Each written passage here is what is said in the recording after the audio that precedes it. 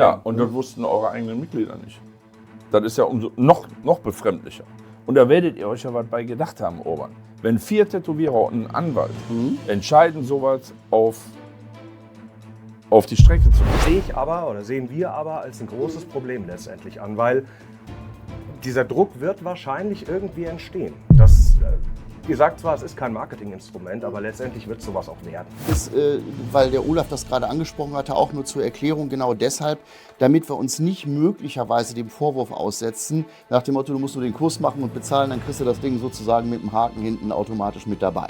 Haftet der BVT für nachgewiesen befähigte Tätowierer, falls ein Schadenfall auftritt? Also ganz juristisch einfach gesagt, aufgrund welcher Grundlage sollte das passieren? Also ich sehe keinen Zugewinn fürs Tätowieren in der ganzen Sache. Dass so eine Peripherie ums Tätowieren drumherum einfach Geld damit verdienen möchte und da nichts Positives bei rauskommt. Wenn ich dir jetzt sage, die Idee, da könnte irgendjemand mit Geld verdienen, hat in der ganzen Diskussion nicht eine einzige Sekunde eine Rolle gespielt. Ja, hi Folks, liebe Tätowierer, liebe Tätowiererinnen, wie von vielen von euch schon lange erwartet und auch angekündigt, heute eine Runde zum geplanten Vorstoß des BVT, einen Befähigungsnachweis für Tätowierer ins Leben zu rufen. Dazu habe ich Gäste eingeladen, die allesamt meiner Einladung gefolgt sind, da freue ich mich sehr drüber. Da haben wir zum einen den Orban Slamal, erster Vorsitzender des BVT, Anwalt, noch nie tätowiert. Noch nie tätowiert. Noch nie tätowiert. Zum Zweiten haben wir den Stefan Köstner, Mitglied im DOT, Tätowierer, noch keinen anwaltlich vertreten vor Gericht. Nein. Nein. Wir haben den Olaf Lobe, Mitglied im Tätowierkunst e.V., auch Tätowierer und ich nehme an, auch noch keinen anwaltlich vertreten noch nicht vor Gericht aufgetreten. Ja. Nee. Ja, der geplante Befähigungsnachweis bewertet weder Stile noch künstlerische Qualität, so heißt es beim BVT. Er soll Orientierung der Transparenz und der Einordnung dienen. Da mal die erste Frage für den Orban. Für wen als Orientierung, für wen als Transparenz und für wen als Einordnung? Und einordnen in was? Ja, also im Ergebnis tatsächlich sowohl für die Tätowierer selbst in Teilen, als auch für die Kundschaft. Vielleicht so ein bisschen zur Ideengeschichte. Der ganze Kram kam auf letzten Endes vor dem Hintergrund, dass jedenfalls aus unserer Mitgliedschaft immer mehr so ankam wie, ja, guck mal, die ganzen Tattoo-Schulen, die jetzt aufmachen und da machen irgendwie alle möglichen Leute unseriöse Online-Angebote und im Grunde genommen gibt es ja auch gar keine wirklich, wie es das vielleicht früher mal eher gab, standardisierten Wege ins Tätowieren hinein, so die klassischen Ausbildung in einem Studio oder Ähnlichem. Und da tauchte dann ganz oft auf, wir glauben, dass das im Ergebnis alles großer Unfug ist und dass das alles in Teilen nicht funktioniert, dass das letzten Endes Konkurrenz produziert, wo sie möglicherweise kenntnistechnisch gar nicht existieren sollte und ähnliche Sachen. Da haben wir uns gedacht, okay, ich sag mal, von öffentlicher oder politischer Seite wird da mit ziemlicher Sicherheit nichts passieren. Das ist auch eine Entwicklung, die man letzten Endes in der Marktwirtschaft nicht aufhalten kann. Man kann aber zumindest mal gucken, dass man den Leuten, die glauben, ich würde mich gerne mal selbst daraufhin überprüfen, an welchem Punkt bin ich eigentlich tatsächlich in dem, was ich da gerade mache, die Chance geben zu sagen, pass mal auf, wir bieten euch ein Prüfungskonzept an, was relativ anspruchsvoll ist, was über 2 Tage hingeht, was verschiedene Aspekte dessen betrifft, von dem wir glauben, das macht letzten Endes einen Tätowierer aus, den man auf die Menschheit loslassen kann. Und dann seht ihr ja, wo er steht. Ne? Das ist die eine Geschichte. Die andere Geschichte ist natürlich, dass es auch für Kunden zunehmend schwerer wird, zu beurteilen, wo lande ich da denn jetzt eigentlich. Na, ich meine, jetzt haben wir hier 2 Tätowierer sitzen, bei denen es nun über die Qualität dessen, was sie da abliefern. Und, machst du noch aktiv? Dann tut's mir leid. Ja, das wusste ich nicht. Okay, umso besser.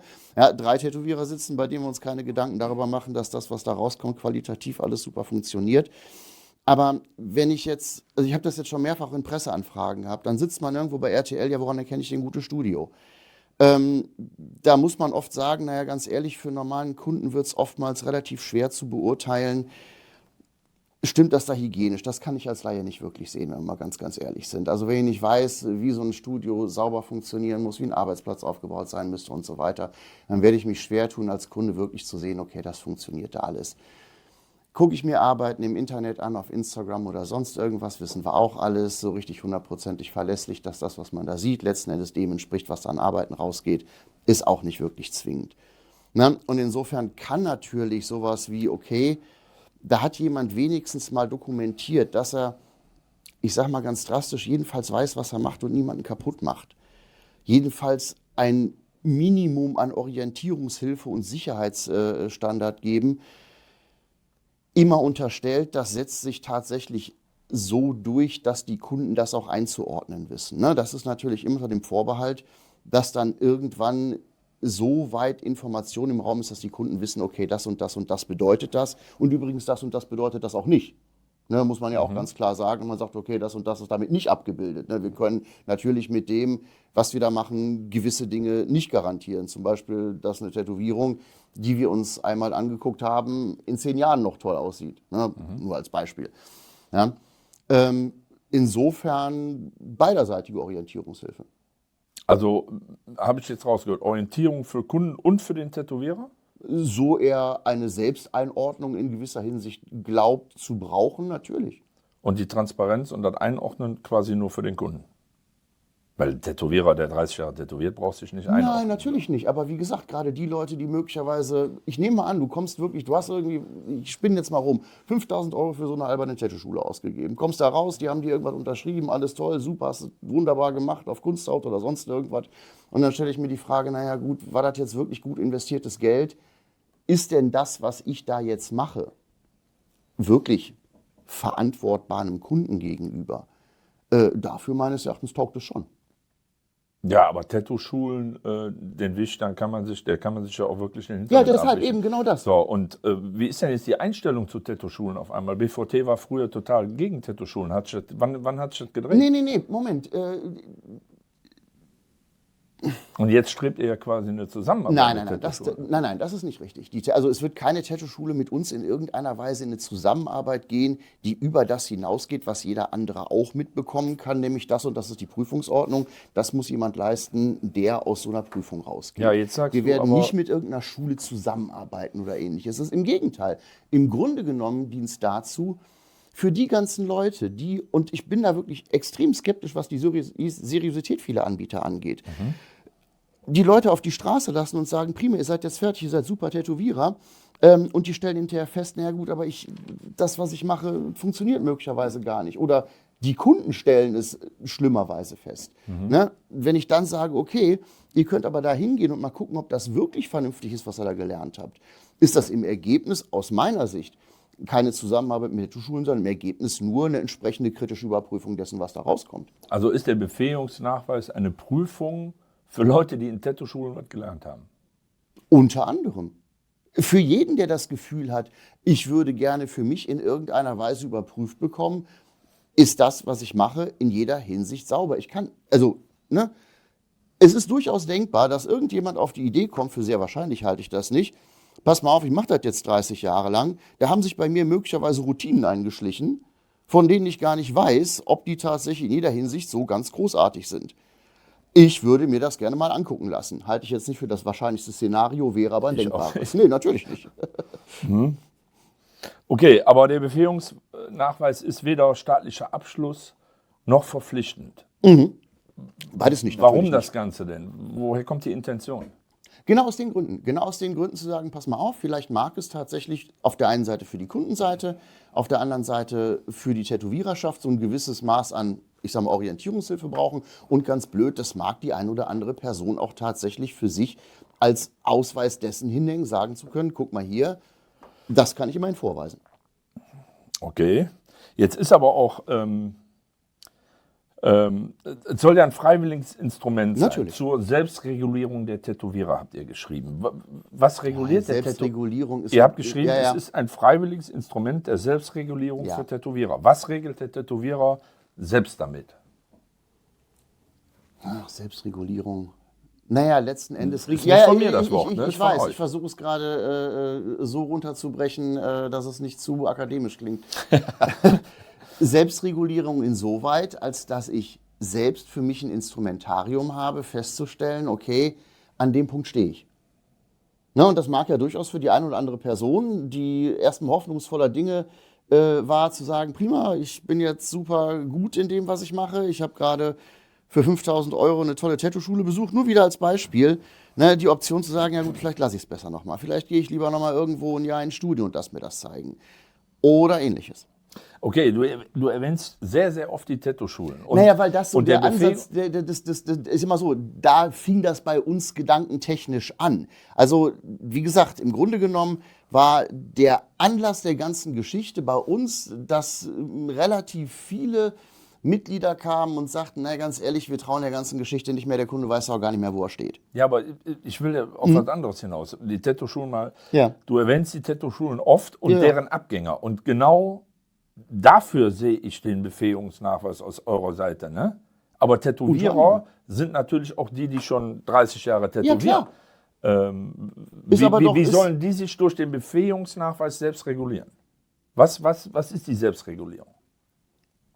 Also Selbstregulierung ja nicht in dem Sinn, als dass ich sage, okay, ich schaffe damit in irgendeiner Weise Marktzugangsmöglichkeiten oder ähnliches. Wenn überhaupt, dann schaffe ich damit Marktvorteile. Wenn du das bei dem Begriff Regulierung falsch aufgehängt findest, von Okay, mir dann aus, lass mich Ja, anders ja. fragen. Was soll der Befähigungsnachweis verhindern? verhindern wird der Befähigungsnachweis gar nichts.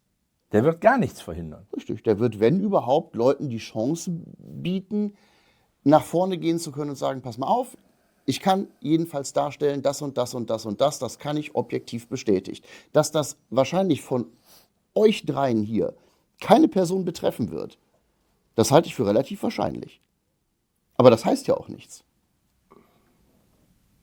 Stefan, Also zur Orientierung sagst du und zur ich sag mal, Selbstkontrolle. Selbstkontrolle jetzt aus einer Tattoo-Schule oder, keine Ahnung, autodidaktisch beigebracht, gehe ich irgendwann her und sage, ich weiß nicht, ob ich jetzt irgendwie gut genug bin, um als Tätowierer zu arbeiten, mache das aber ja wahrscheinlich eh schon und mache dann den Befähigungsnachweis. Gesetzt den Fall, diesen Befähigungsnachweis machen jetzt, oder der etabliert sich am Markt, ja, oder in der Szene, wie auch immer. Dann ist doch, der eine hat einen Befähigungsnachweis und tätowiert nach Abschluss einer Tattoo-Schule oder autodidaktischen Jahr. Und es gibt Leute wie den Olaf, die tätowieren über 30 Jahre. Er hat jetzt den Befähigungsnachweis nicht. Selbst wenn er sich unter Druck gesetzt fühlen würde, den zu machen, wäre er auf einer Ebene. Also es flacht die ganze Expertise letztendlich des Tätowierens ein Stück weit ab. Wenn ich einen habe, der tätowiert ein halbes Jahr, hat einen Befähigungsnachweis von einem Berufsverband und ich habe jemanden, der tätowiert 30 plus Jahre und hat den gleichen Befähigungsnachweis. Klar. Das ist weniger für mich eine Orientierung als eine Desorientierung, weil diese ganzen Expertisen, die über Jahre und Jahrzehnte entstanden sind, die kann dieser Befähigungsnachweis ja gar nicht abbilden. Ich weiß, ist auch wahrscheinlich gar nicht das Ziel. Genau. Sehen wir aber als ein großes Problem letztendlich an, weil dieser Druck wird wahrscheinlich irgendwie entstehen. Ihr sagt zwar, es ist kein Marketinginstrument, aber letztendlich wird sowas auch werden. Natürlich, wenn einer, sagen wir mal, auf dem platten Land einen Befähigungsnachweis hat und der im Nachbarort, es gibt ja mittlerweile viele, die haben vorher zusammengearbeitet, dann nicht mehr, dann geht das Spiel los. Der hat den geschafft, der hat den nicht geschafft. Warum hat er den nicht geschafft? Der eine ist nicht befähigt. Dann der eine ist vielleicht der auf jedem Dorffest immer präsent ist und der andere arbeitet eher so im Ruhigen, macht aber die gleiche gute Arbeit. Der ist vielleicht durchgefallen, weil er zu nervös war, weil er keine Ahnung was. Und dann, wie viele Chancen hat er noch auf dem Markt? Also ich finde, es ist auch nicht nur eine Chance, wie du sagst, sondern es ist eine Gefahr auch für die Leute, die tätowieren. Also da sind zwei Punkte drin. Die erste Überlegung ist, was passiert, wenn sich das irgendwann etabliert, als so eine Art Quasi-Standard. Ob das passiert, kann man nur spekulieren. Ich bin da persönlich relativ skeptisch, ehrlich gesagt, was das angeht. Natürlich würde man sich in gewisser Hinsicht wünschen, aber ob das tatsächlich so eine Breitenwirkung bekommt, wie gesagt, schön wäre es. Was man, glaube ich, klar machen muss, und das ist übrigens auch die Aufgabe von uns, das deutlich klar zu machen, dass da nicht einhergeht mit die Behauptung, das ist jetzt zwingend ein Spitzentätowierer. Natürlich ist ein Unterschied zwischen Olaf und jemandem, der jetzt seit 2 Jahren arbeitet, so einen Befähigungsnachweis bekommen hat, immer noch ein relativ deutlicher im Zweifelsfalle. Also nicht nur an Expertise, an Erfahrung oder sonst irgendwas. Aber das ist natürlich letzten Endes logischerweise ein Vermittlungsproblem. Was wir nicht tun dürfen und auch nie tun würden, wäre zu sagen, pass mal auf, das Ding zu haben, bedeutet auch gleichzeitig, du bist die Speerspitze der Tätowiererschaft. Also mal ein ganz blödes Beispiel. Ich kann das aus meiner eigenen Branche. Irgendwann hat die Rechtsanwaltschaft angefangen, Fachanwälte einzuführen für bestimmte Bereiche. Also ich bin beispielsweise Fachanwalt für Strafrecht als Strafverteidiger. Die Voraussetzungen sind ein gewisses Maß an Fortbildungen, Klausuren und so weiter und ein gewisses Maß an praktischer Erfahrung durch Sitzungstage vor einer Strafkammer zum Beispiel. Trotz allem gibt es zwischen jemandem, der jetzt seit 3 Jahren Strafverteidigung betreibt und jemandem, der das 15, 20 Jahren macht, trotz allem im Regelfall noch Unterschiede, gar keine Frage.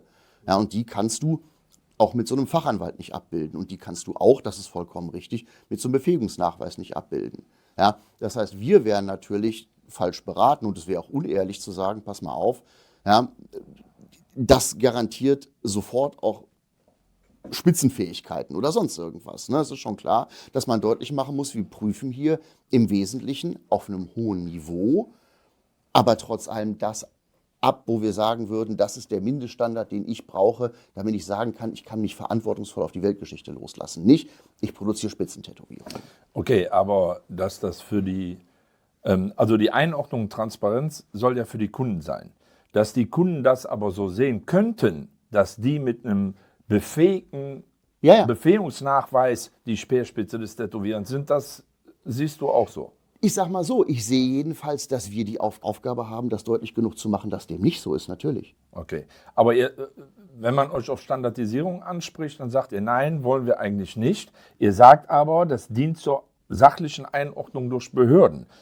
Das ist doch eine Standardisierung. Ohne anerkanntes Siegel zwar, aber naja, das zielt doch darauf ab, oder? Ist die Frage, in welchen Bereichen. Wir müssen ja immer aus meiner Sicht trennen zwischen der Frage, kreativ-künstlerische, gestalterische Aspekte, die kann man denknotwendig nicht standardisieren, da müssen wir gar nicht drüber reden.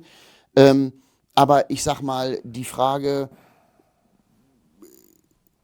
zum Beispiel Hygiene, zum Beispiel, ich sag mal, dermatologische Grundkenntnisse, im Rahmen einer praktischen Prüfung, wie sieht der Arbeitsplatz auf und Abbau aus und so weiter und so weiter.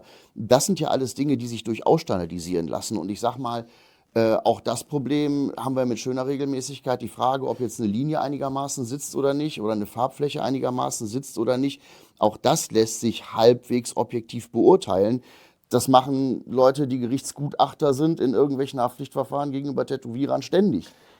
Gut, dass du es ansprichst. Bei diesen Gerichtsverfahren wird auch stellenweise von den Richtern moniert, dass es da keine Richtlinien gibt. Zielt ihr auf diese Lücke ab? Wollt ihr diese Lücke schließen? Können wir gar nicht. Können wir gar nicht. Also, ich sag mal, in meiner Wahrnehmung spielt das in Gerichtsverfahren, ich kann ja nur von den Verfahren reden, die ich betreut habe, ne, auch weniger die Rolle zu sagen, es gibt da keine Standards. Die Gerichte haben oftmals viel mehr Schwierigkeiten, tatsächlich, so blöd das klingt, vernünftige Sachverständige zu finden. Ne? Also da kommt, ne, ich will jetzt auch über niemanden lästern, aber da kommen dann Leute, die aus dem PMU-Bereich sind, die schreiben dann irgendwie, ne, öffentlich vereidigt und bestellte Sachverständige für Permanent Make-up und Sachverständige für Tätowierung, und die kommen dann hin und salbadern da irgendwas rum, ja, und dann wundern sich die Gerichte, warum das alles so unstandardisiert klingt. Ja gut, weil die Leute keine Ahnung haben. Ne? Okay. Aber ich sag mal, ich habe ja nun auch gerade mit Leuten vom DOT auf Sachverständigenebene auch schon zu tun gehabt. Richtig. Und die haben noch nie das Problem gehabt, beurteilen zu können, ob das, ich sag mal, eine vernünftige oder nicht vernünftige Tätowierung ist. Weil es keine Standards dafür gibt, sondern nur auf der Erfahrung heraus. Ja, gut, aber ob ich jetzt aus der Erfahrung heraus sage, pass mal auf, die ganzen Linien sind völlig verzittert, da ist keine gerade Linie drin und die Linien sind völlig uneinheitlich und darüber hinaus ist die Haut komplett vernarbt. Das ist ja, ich sag mal, vielleicht eine Erfahrungssache, logisch. Deshalb müssen ja auch bei solchen Prüfungen Leute prüfen, die Erfahrungen haben. Aber das sind ja trotz allem objektivierbare Punkte, darum geht es ja. Da kommen wir gleich nochmal drauf zurück. In den Tattoo-Schulen lernt man, wie man einen Arbeitsplatz aufbaut. Man lernt auch was über Dermatologie.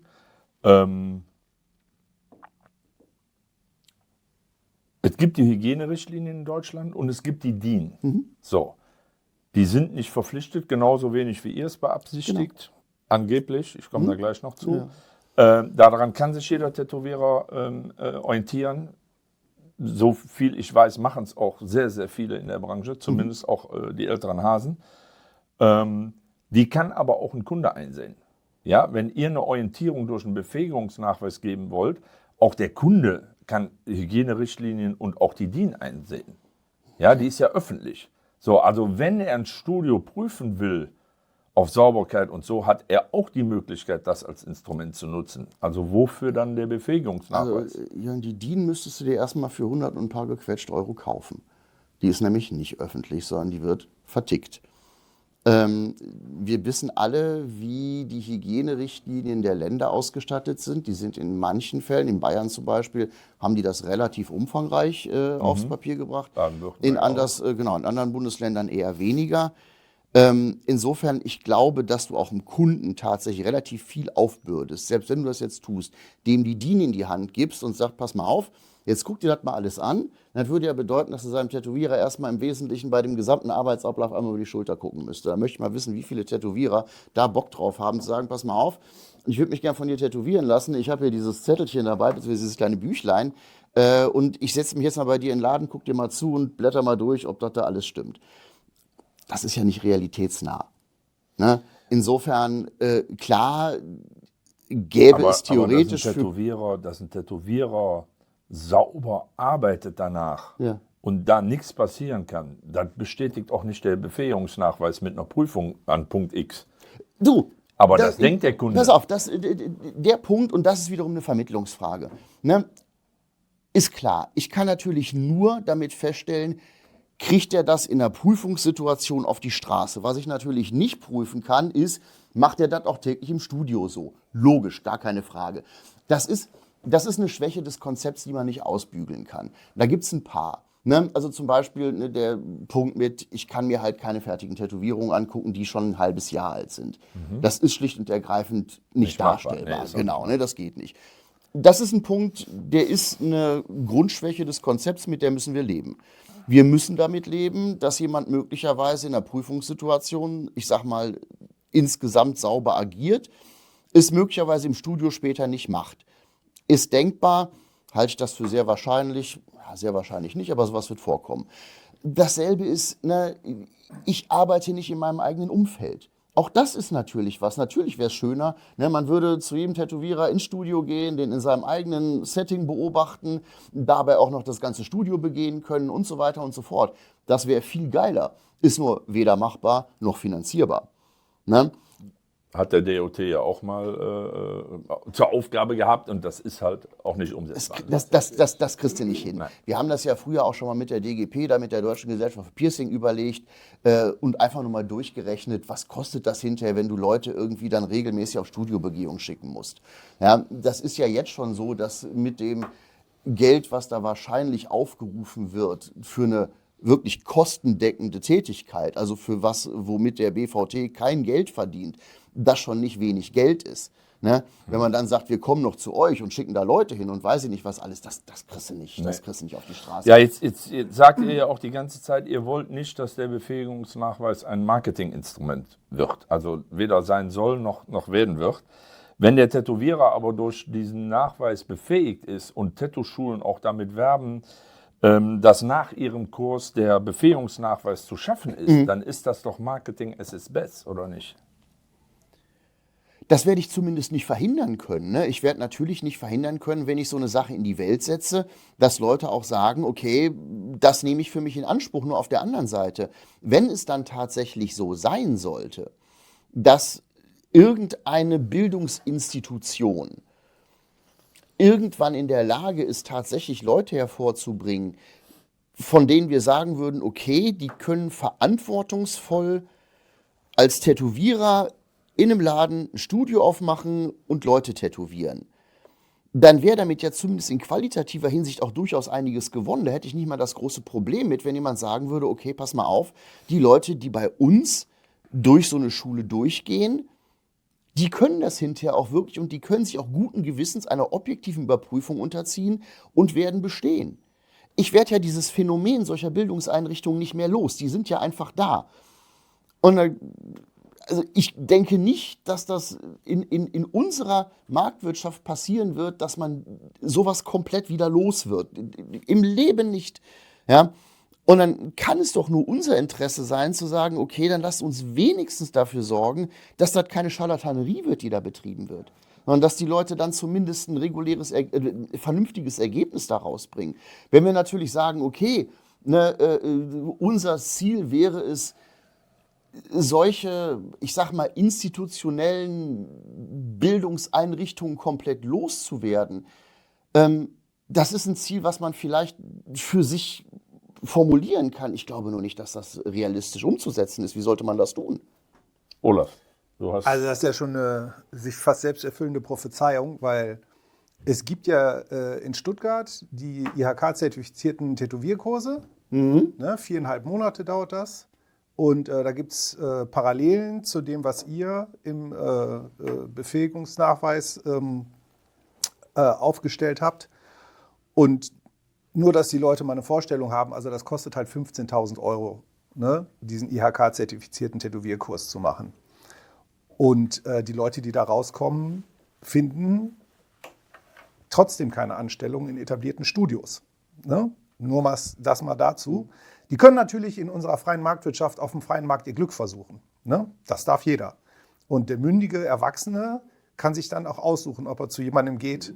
Ne, das ist ja wie, du gehst ja auch nicht zum Friseur, weil er seinen Meisterbrief ins Fenster gehängt hat, oder du gehst auch nicht in ein Restaurant, weil der seinen Meisterbrief ins Fenster gehängt hat, sondern das Essen schmeckt oder schmeckt halt eben nicht. Natürlich, das Oder ist er hat was einen Stern anderes. oder zwei. Ja, aber der wird anders verliehen. Da geht jemand inkognito hin, isst da und sagt dann danach, Alter, Essen ist hammergeil, hier hast du deinen Michelin-Stern. Ne? Also das ist eine ganz andere Geschichte. Und die aktuelle Lage des Tätowierens in Deutschland ist ja so, dass die meisten Leute echt richtig hart strugglen. Der Wettbewerb hat sich extrem verschärft. Und deswegen würde ich den allen unterstellen, die sich dem öffentlichen Wettbewerb aussetzen, dass die richtig sich anstrengen und für die bestmöglichen Ergebnisse arbeiten und sich halt einfach extrem Mühe geben. Und das bedeutet am Ende, es wurden in Deutschland noch nie so gute Tätowierungen gemacht wie jetzt. 35% der Deutschen sind tätowiert, das sind 28 Millionen Menschen.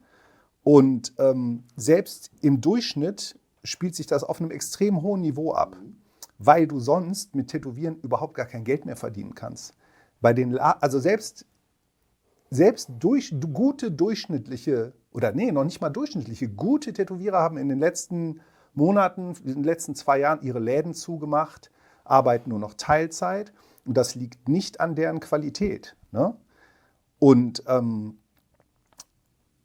das ist halt, und da kommt noch dazu, dass bei den 28 Millionen Tätowierten in Deutschland überhaupt nichts passiert. Es gibt von den Krankenkassen keine, also die Zahl der in Studios verursachten Schäden, nenne ich das jetzt mal, ne, die ist so gering, es gibt ja nicht mal eine Erhebung bei den Krankenkassen darüber. Und was im privaten Tätowieren passiert, darauf hat keiner von uns einen Einfluss, da hat der Befähigungsnachweis keinen Einfluss drauf. Und wenn Leute sich aus Budgetgründen oder aus welchen Gründen auch immer dafür entscheiden, sich bei irgendjemandem zu Hause tätowieren zu lassen oder auch von mir aus bei einem mittelmäßigen Studio, wo klar ist, naja, hier kriege ich für das Geld das, da kriege ich für das Geld das reicht mir, das war's. Ne?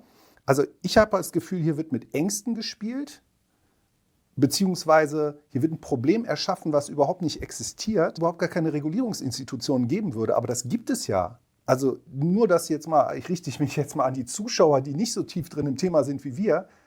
Tätowieren wird in Deutschland reguliert. Das machen die Gesundheitsämter, wie ihr schon gesagt habt, im einen Bundesland strenger, im anderen Bundesland lockerer. Aber es wird reguliert. Es ist ja nicht so, als ob wir machen könnten, was wir wollen. Ne? Und dieses Aufbauen von einem Problem und sich dann selber am Ende als Lösung generieren, das ist für mich nicht akzeptabel, weil es ist ein privatwirtschaftlicher Interessensverband, der hier kommt, Regeln aufstellt, diese Regeln selber prüft und dann dafür noch das Honorar für die Prüfung nimmt und sich ja dadurch zu einer Institution aufschwingt, die sagt, was richtiges und falsches Tätowieren ist. Und zusätzlich, und das steht halt auch in eurer Satzung, geht es halt darum, das bundesweit als Berufszugangsregelung zu etablieren. Das steht in eurer Satzung, dass ihr das wollt. Das steht in eurem Lobbyregistereintrag und das sagst du selber in dem Interview vom Legal Tribune Online von 2016, dass da die Gewerbeordnung geändert werden soll und dass es am Ende da landen soll, dass es eine Berufszugangsregelung gibt. Und ihr seid das Nadelöhr. Die ganze Arbeit, die ihr macht, man hätte das Gefühl, dass es darauf abzieht, Kontakt zu staatlichen Behörden aufzunehmen und da als Verbindungsstelle zu funktionieren. Ne? Und dann ist es halt so, dass, jetzt habe ich den Faden verloren, verdammt. Ne? Ja, ihr generiert euch als Nadelöhr und als Gatekeeper eigentlich. Auf lange Sicht. Ne? Und dieser Beitrag von 550 € jetzt, kann man bezahlen, ne? Sicher, wird keinem das Genick brechen. Aber wenn sich das dann erstmal etabliert hätte, hast du ja auch gesagt, wäre wünschenswert. Ne? Mhm. Also Führerscheine haben auch mal 1.200 € gekostet, weißt du? Was ist denn in 5 Jahren? Was ist denn, wenn ihr anfangen müsst, Prüfer auszubilden? Ne? Wer ist denn überhaupt befugt zu prüfen? Über die Hygiene hinaus. Wer prüft denn überhaupt die Hygiene? Sitzt da jemand für Mikrobiologie und Krankenhaushygiene, der das prüft? Da kommen wir gleich zu. Und wenn es euch darum geht, das Tätowieren zu verbessern, dann frage ich mich, warum bietet ihr das nicht als Seminare an? Warum kriegt das den Titel Befähigungsnachweis? Weil das ist ja auch das Thema, das verwirrt die Leute ja eher. Wenn ich mich tätowieren lassen will und ich scroll bei Instagram durch den Feed und finde einen Tätowierer, wo ich sage, ach Quatsch, hammergeil, entspricht genau meinen Vorstellungen, scroll ein bisschen weiter, finde jemand anders, nicht genau, auch okay, aber nicht genau das, was ich haben möchte. Und dann sehe ich, ach, der hat einen Befähigungsnachweis. Okay, ja, der andere, den ich aber super geil fand, na scheiße, der hat aber keinen. Ja, und das verunsichert ja einen potenziellen Kunden eher, als dass er sagen würde, top, ne, jetzt weiß ich genau, was ich machen soll. Und ich erwarte auch einfach von Leuten, die Kinder kriegen dürfen, die wählen dürfen, die sich einen Hund kaufen dürfen, dass sie sich vorher mit dem Thema ein bisschen auseinandersetzen, ein bisschen Respekt vor sich selber haben und nicht mit so einer Starbucks-Mentalität sich wie ein Coffee to go eine Tätowierung machen lassen. Mhm.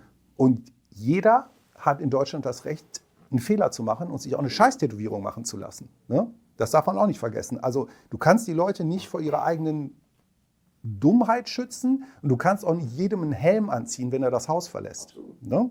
Und ich sehe nicht ein, dass ich als derjenige, der davon ja betroffen wäre, dass ich das dann ausbaden soll. Weil ich sehe dahinter eigentlich nur ein Geschäftskonzept. Ne? Also, doch, guck mal, es ist so kurz. Viel, ich muss ja darauf alles noch antworten können. Du hast ja die ganze Zeit auch lang genug geredet. Ne? Also es ist ja einfach so, dass wenn dann zum Beispiel die IHK in Stuttgart für 15.000 € die Leute so ausbildet, dass sie danach euren Befähigungsnachweis bestehen, da wächst ja zusammen, was zusammen gehört, weißt du? Nur mal als Info für die Zuhörer.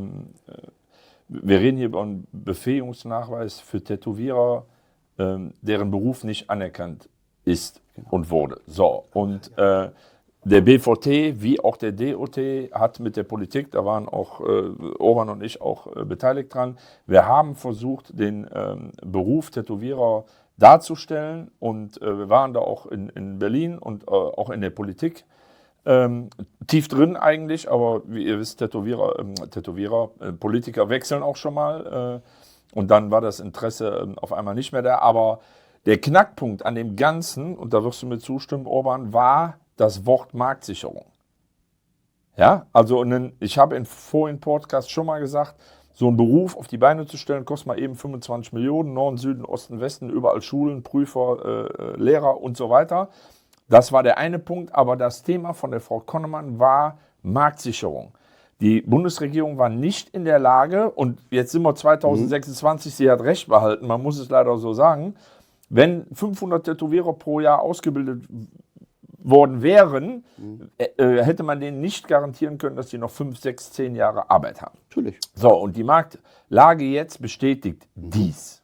Ja? Warum also jetzt 2026 ein Befähigungsnachweis? Darf ich? Ich würde einen einzigen Punkt auch machen, dann hast du freies Feld. Ich hoffe, ich weiß da noch alles. Ja, ich habe ja das gleiche Problem eben gehabt. Ne? Der Plan ist ja nicht nur von euch eine Berufszugangsregelung zu etablieren, sondern in der Formulierung zu dieser Berufszugangsregelung wird ja ganz klar gesagt, dass das Tätowieren eine Dienstleistung ist, eine gewerbliche. Ne? Jetzt muss man das vielleicht den Zuschauern erklären, warum wir so ein Geschiss um so bestimmte Punkte machen. Also wir vom Tätowierkunstverein, ne, wir wollen halt dass Tätowieren als freiberufliche künstlerische Tätigkeit anerkannt wird. Ne? So, und wenn das Tätowieren in dieses Korsett von Gewerberecht und Dienstleistungsrecht gepresst wird, dann wird ja das Gewerberecht und das Dienstleistungsrecht nicht dem Tätowieren angepasst, sondern umgekehrt. Das Tätowieren wird diesen beiden Rechtsvorgaben angepasst. Und die können sich jetzt alle mal die Mühe machen, Google-Bildersuche reicht schon, ihr müsst nicht mal lesen. Google-Bildersuche, Gewerberecht, Dienstleistungsrecht, die Bücher sind sehr, sehr dick.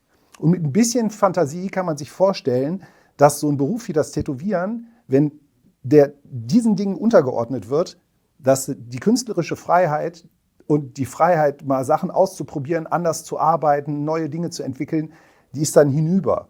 Zusätzlich kommt noch, dass die Zeit eigentlich das ganze Ding überholt hat. Weil es gab am 18.02.2025 einen richterlichen Beschluss am Finanzgericht Düsseldorf. Da ging der Streit vornehmlich darum, um Freiberuflichkeit und Gewerblichkeit. Und das Finanzamt hat gesagt, nee, du bist kein Künstler, du bist ein Gewerbetreibender. Und das Gericht hat aber entschieden, Tätowierer können als freiberufliche Künstler gelten, wenn sie individuelle Motive gestalten. So, diese wegweisende Entscheidung betont die eigenschöpferische Leistung gegenüber rein handwerklicher Tätigkeit. Im Großen und Ganzen ging es da nur um die Steuersachen. Aber es gibt zwei super wichtige Details in dem Urteil. Und zwar einmal die künstlerische Tätigkeit. Wenn Tätowierer eigene Motive entwerfen, keine Standardvorlagen nutzen und der ästhetische Genuss überwiegt, kann dies als zweckfreie Kunst eingestuft werden, vergleichbar mit der Malerei. Nächster Punkt, Kunstfreiheit. Das Gericht betont, dass eine Differenzierung zwischen höherer und niederer Kunst unzulässig sei. Das heißt, wir sind absolut dagegen, dass dieser Befähigungsnachweis mit dem Anhang gewerbliche Dienstleistung das Tätowieren genau in diese gewerbliche Dienstleistung einordnet und dass sich das dann darin manifestiert. Weil wir sagen, nee, es ist eine eigenschöpferische, künstlerische Tätigkeit und man muss als Freiberufler arbeiten können. Und wir unterliegen doch auch als freiberufliche Künstler den Hygieneverordnungen. Es ist ja nicht so, nur weil man, und ihr könnt euch alle beruhigen, ich rede nicht von akademischer Hochkultur, ne? Weil vor Gerichten wird der Philharmoniker und der Ballermann-Song, die werden gleich eingeordnet, ne? Wegen der Kunstfreiheit. So, also wir streben nicht an, aber wir wollen als Erscheinungsbild der gestaltenden Kunst trotzdem wahrgenommen werden und halt auch vor Institutionen gerecht behandelt werden. Und da würde ich sagen, ist das eigentlich hinfällig, einen Befähigungsnachweis auf die Beine zu stellen, der das Tätowieren in der gewerblichen Dienstleistung manifestieren soll. Bevor ich dem Urban das Wort erteile, das ist ein Urteil aus 25. Ich habe in den 90er Jahren schon vom Gericht in Essen darstellen müssen, dass ich Freihand aufmale und tätowiere. So, und künstlerische Tätigkeit sind auch Fotografen, aber eben nicht alle Fotografen, sondern die sich deutlich dem Bild der Masse absetzen, die individuelle Sachen machen. Das ist schon seit den 90ern, gibt es genug Urteile, du wirst es als Anwalt wissen. Die Differenzierung zwischen höherer und niederer Kunst ist unzulässig. Ja. Und ich schwöre dir, selbst in einem Streetshop, was es ja heutzutage in der Form gar nicht mehr gibt. Der Klassiker, Flash an der Wand, was ich selber nicht gemalt habe. Der Kunde kommt rein, pickt das, ich tätowiere das einfach nur. Ey, ja. Also Aber damals ging es als Künstlersozialkasse. genau, war ja der Grund, aber das ist ja auch unser Ziel, dass man die Möglichkeit hat, sich bei der Künstlersozialkasse zu versichern. Wenn Tätowieren einbetoniert wird in der gewerblichen Dienstleistung, dann ist die Sache passé. Ja. Ne? Und heutzutage würde ich sagen, selbst in dem Streetshop ist das so, von 8 Terminen in der Woche machst du vielleicht einmal Vogelsilhouetten, einmal ein Unendlichkeitszeichen und dann noch vielleicht die Borussia-Raute. Ne? So, Treibel kommen auch wieder, aber die kannst du wieder individuell gestalten. So, und die 5 anderen Termine, 100% ist das Custom Work, weil kein Mensch sich heutzutage mehr einfach Sachen von der Stange tätowieren lässt, wenn es nicht eine nerdige, also eine bewusste Entscheidung ist, ich hätte gerne das Flash aus XY. Ne? Und du kannst nicht in diesem Markt bestehen, wenn du nicht individuell arbeitest. Also das regelt tatsächlich in diesem Fall der Markt. Auch Leute, die von der Tattoo-Schule kommen und nicht gut tätowieren, müssen die sich trotzdem prüfen lassen, natürlich. Ne? Tattoo-Schule hin, Tattoo-Schule her, müssen die sich vom Gesundheitsamt prüfen lassen. Und dann ist ja auch noch der Kunde da. Und wenn das Preis-Leistungs-Verhältnis nicht stimmt, ne? Ich schwöre dir, 1 Monat, ne? Und dann liegt es immer noch an den Kunden selber zu entscheiden, habe ich da Bock drauf oder nicht. Ne? Nachweis hin oder her. Ja. Möchtest du da noch drauf antworten? Oh, ja, aber also pass auf, du sitzt hier nicht auf dem heißen Stuhl. Nein, ich würde dann gerne auch mal auf den Befähigungsnachweis. Alles klar, nee, aber inhaltlich ich würde tatsächlich, weil Okay. auf alles kann ich Sei gar dir nicht, gegeben. sorry, weil das habe ich mir nicht mal merken können. Aber dieser letzte Punkt, der scheint mir deshalb wichtig, weil da mehr Ängste formuliert werden, als tatsächlich aus meiner Sicht, ich sag mal, wirklich berechtigte Probleme. Zum einen, diese Idee mit, wir machen eine, ich sag mal, Prüfung, eine verbindliche Prüfung für Tätowierer als Aufhänger über die Gewerbeordnung, war damals ein Gedanke, der formuliert wurde, um in irgendeiner Weise, und da waren wir ja nun wirklich gemeinsam in Berlin, irgendwas, ich sag mal zumindest juristischen Griff irgendwo dran zu bekommen, worüber könnte man, und das ist ganz wichtig, auf Bundesebene einheitliche Standards formulieren. Das Problem ist, ne, wir haben halt ein föderales System. Und das heißt, wenn man das versucht, über die Gesundheitsschiene, Verbraucherschutzschiene oder sonst irgendwas zu machen, dann fährt man damit sofort vor die Wand, weil das alles Ländergeschichte ist. Ja, das heißt, die Idee zu sagen, wir versuchen da erstmal über ein Bundesgesetz, über die Gewerbeordnung dran zu gehen, war einfach nur der Versuch eines juristischen Konstrukts. Wir haben ja schon mal drüber geredet. Grundsätzlich ist die Idee, Tätowieren kann auch künstlerische Betätigung sein. Das sagt Jörn schon überhaupt nichts Neues. Das hat das Bundessozialgericht schon mehrfach entschieden. Darum geht's nicht. Komme ich gleich zu. Ja, die Entscheidung des Finanzgerichts Düsseldorf, wobei man auch mal abwarten muss, was ein Bundesfinanzhof dazu sagen würde, aber wahrscheinlich wird er das ähnlich sehen. Das ist alles wunderbar. Und jetzt aber zu sagen, okay, ihr versucht aber mit diesem Befähigungsnachweis sozusagen die Geschichte irgendwie, weil ihr damals, als ihr 2013 gegründet wurde, das gerade das Thema war, was in irgendeiner Weise gemeinsam vorangebracht wurde, mal euch auf die Agenda geschrieben habt. Ihr versucht jetzt quasi diesen Befähigungsnachweis als Instrumentarium dafür zu nutzen, die Tätowierer, die künstlerisch, gestalterisch, kreativ arbeiten, sozusagen in die Niederungen des Gewerbes reinzuziehen. Das können wir gar nicht. Also, ich habe von euch kein Dementi gehört, dass ihr das nicht wollt, und es steht immer noch in eurer Satzung, es steht immer noch in dem Lobbyregister. Es steht immer noch da drin, dass tatsächlich der Plan ist, und das war damals ein gemeinsamer, gesetzliche Grundlagen für einen hoheitlichen Berufszugang zu schaffen. Ich nehme euch ja beim Wort. Also ich nehme euch ja bei dem Wort in eurer Satzung. Also du kannst ja jetzt nicht hier in dem Gespräch sagen, ja, nee, das in der Satzung, das haben wir gar nicht so gemeint. Nochmal, wir stehen nach wie vor dafür, Ja, dass genau. es optimal wäre, wenn es für das Tätowieren tatsächlich hoheitliche Bestimmungen bundeseinheitlicher Art gibt, dafür, wann unter welchen Voraussetzungen sowas verantwortlich betrieben werden kann. Eingebunden ins Dienstleistungs- und ins Gewerberecht. Nochmal, ins Dienstleistungsrecht bist du Ich bin kein automatisch. Dienstleister. Ne? Nein, ich bin Freiberufler. Ich bin freiberuflicher Künstler. Ja, aber das. pass auf, du bringst da zwei Begriffe miteinander in eine Kollision, die nicht in einer Kollision zueinander stehen. Die da wären? Dienstleister und Künstler. Ja? Ich kann doch nicht darum herum, dass ich letzten Endes im Auftrag einer anderen Person, teilweise nach deren einigermaßen detaillierter, nicht so detaillierter Wunschstruktur, eine Tätowierung erstelle. Das ist übrigens streng genommen Werkvertrag und kein Dienstvertrag, also insofern ist Dienstleistung auch nur so halb richtig. Aber das ist nun mal so.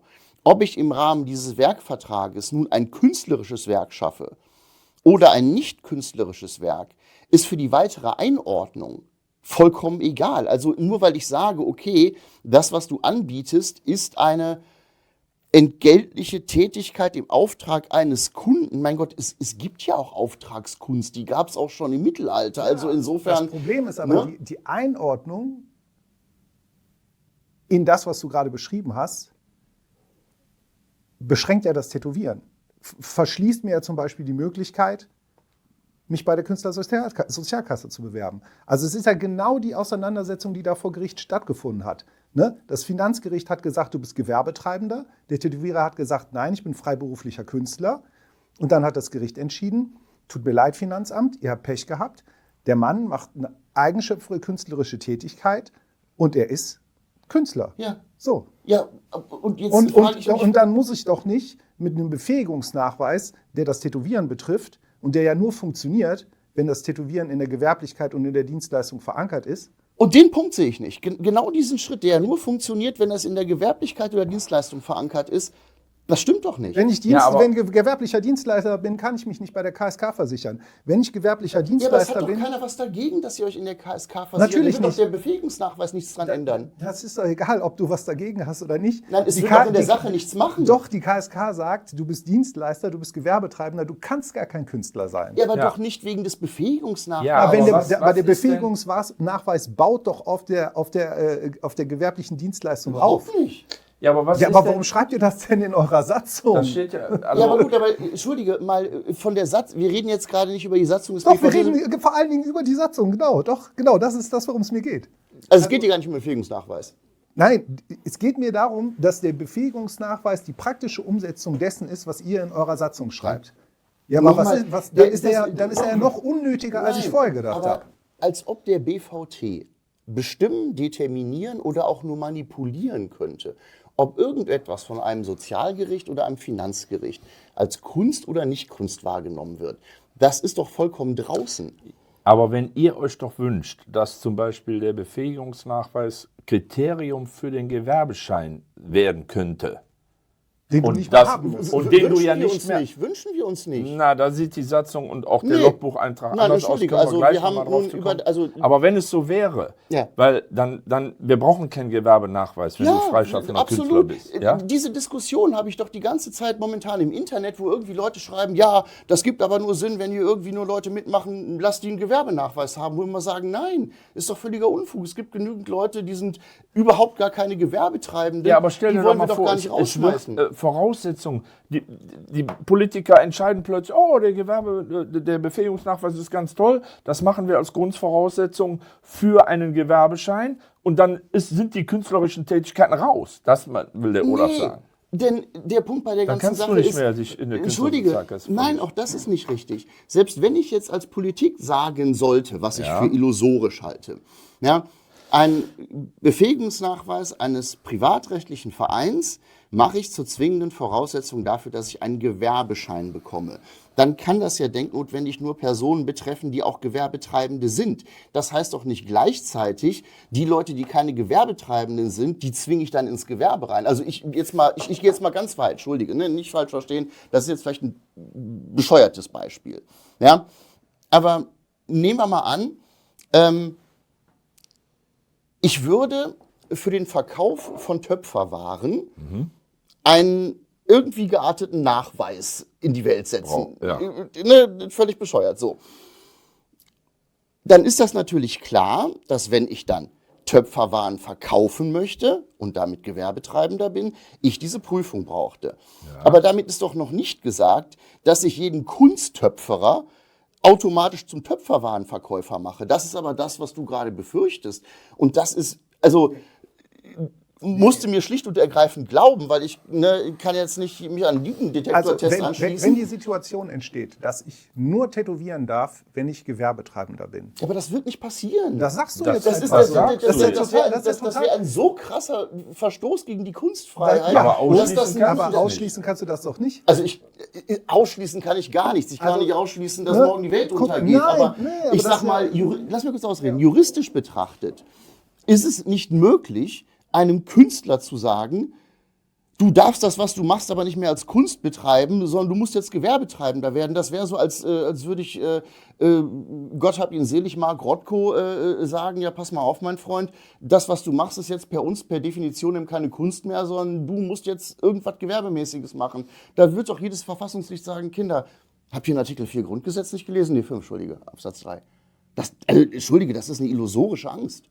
Nee, finde ich überhaupt nicht. Also Österreich ist doch zum Beispiel schon genauso. Das ist ja auch zum Beispiel eure Vergleichsgröße. Überhaupt nicht. Natürlich, du sagst es doch in dem Interview vom Legal Tribune Online, dass Österreich auf jeden Fall ein Beispiel wäre, wo man mal ein Auge drauf werfen könnte. Na, das heißt aber nicht, dass wir es 1:1 übernehmen würden. Und außerdem, wir reden doch momentan gar nicht über irgendwelche gesetzgeberischen Regelungen, irgendwelche.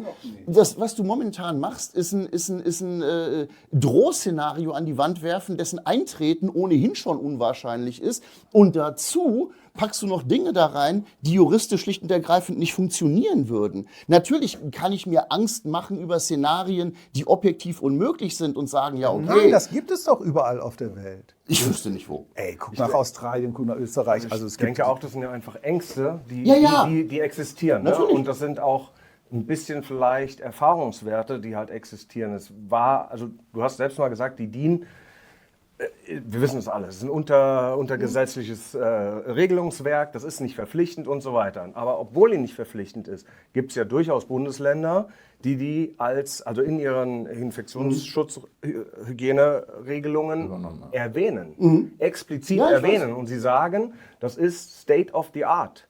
Und wenn die Angst besteht, ein Befähigungsnachweis, der neben diesen hygienischen Dingen auch, sage ich mal, die Ausführung der Tätowierung beurteilt, in welcher Tiefe auch immer, besteht natürlich das Bedenken, dass das eben von irgendeiner Behörde irgendwann als State of the Art anerkannt werden könnte und dann genau diese Dinge passieren, die Olaf sagt, oder in weiteren Verfahren zum Beispiel einer kommt und sagt, das ist aber nicht State of the Art, was da passiert ist. Die Behauptung könnte aufgestellt werden in einem Verfahren. Und das ist, glaube ich, es wird, ob das jetzt aktiv befeuert oder ob es am Markt einfach implementiert wird und irgendwann sich so ein bisschen als Selbstläufer etabliert und der Erste irgendwann um die Ecke kommt und sagt, hey, das ist für mich die Grundlage. So ist es. Du kannst mal ein Mitglied von uns fragen, wie viel er nachweisen musste. Der hat das Gesundheitsamt nach DIN-Vorgaben geprüft, 2 Tage lang. Ja, ich kenne den Also Spaß. das ist eine Riesennummer letztendlich. Und wie gesagt, das hält Einzug in die Regelungen. Ich komme aus Hessen, weißt du, ich habe 40 Stunden, wir haben die härteste. Ihr habt nur in Hessen gerade auch noch- Wir Ja, haben die härteste natürlich. letztendlich. Deswegen kann man wirklich so sagen, das ist ja ausreichend geregelt. Und als wir damals in Berlin waren, da ging es auch, und da waren wir uns sogar als Verbände einig, dass wir gesagt haben, Berufszugangsregelung oder Zugangsregelung zum Tätowieren, das ist ja kein Beruf, ja, aber ausschließlich über die Hygiene.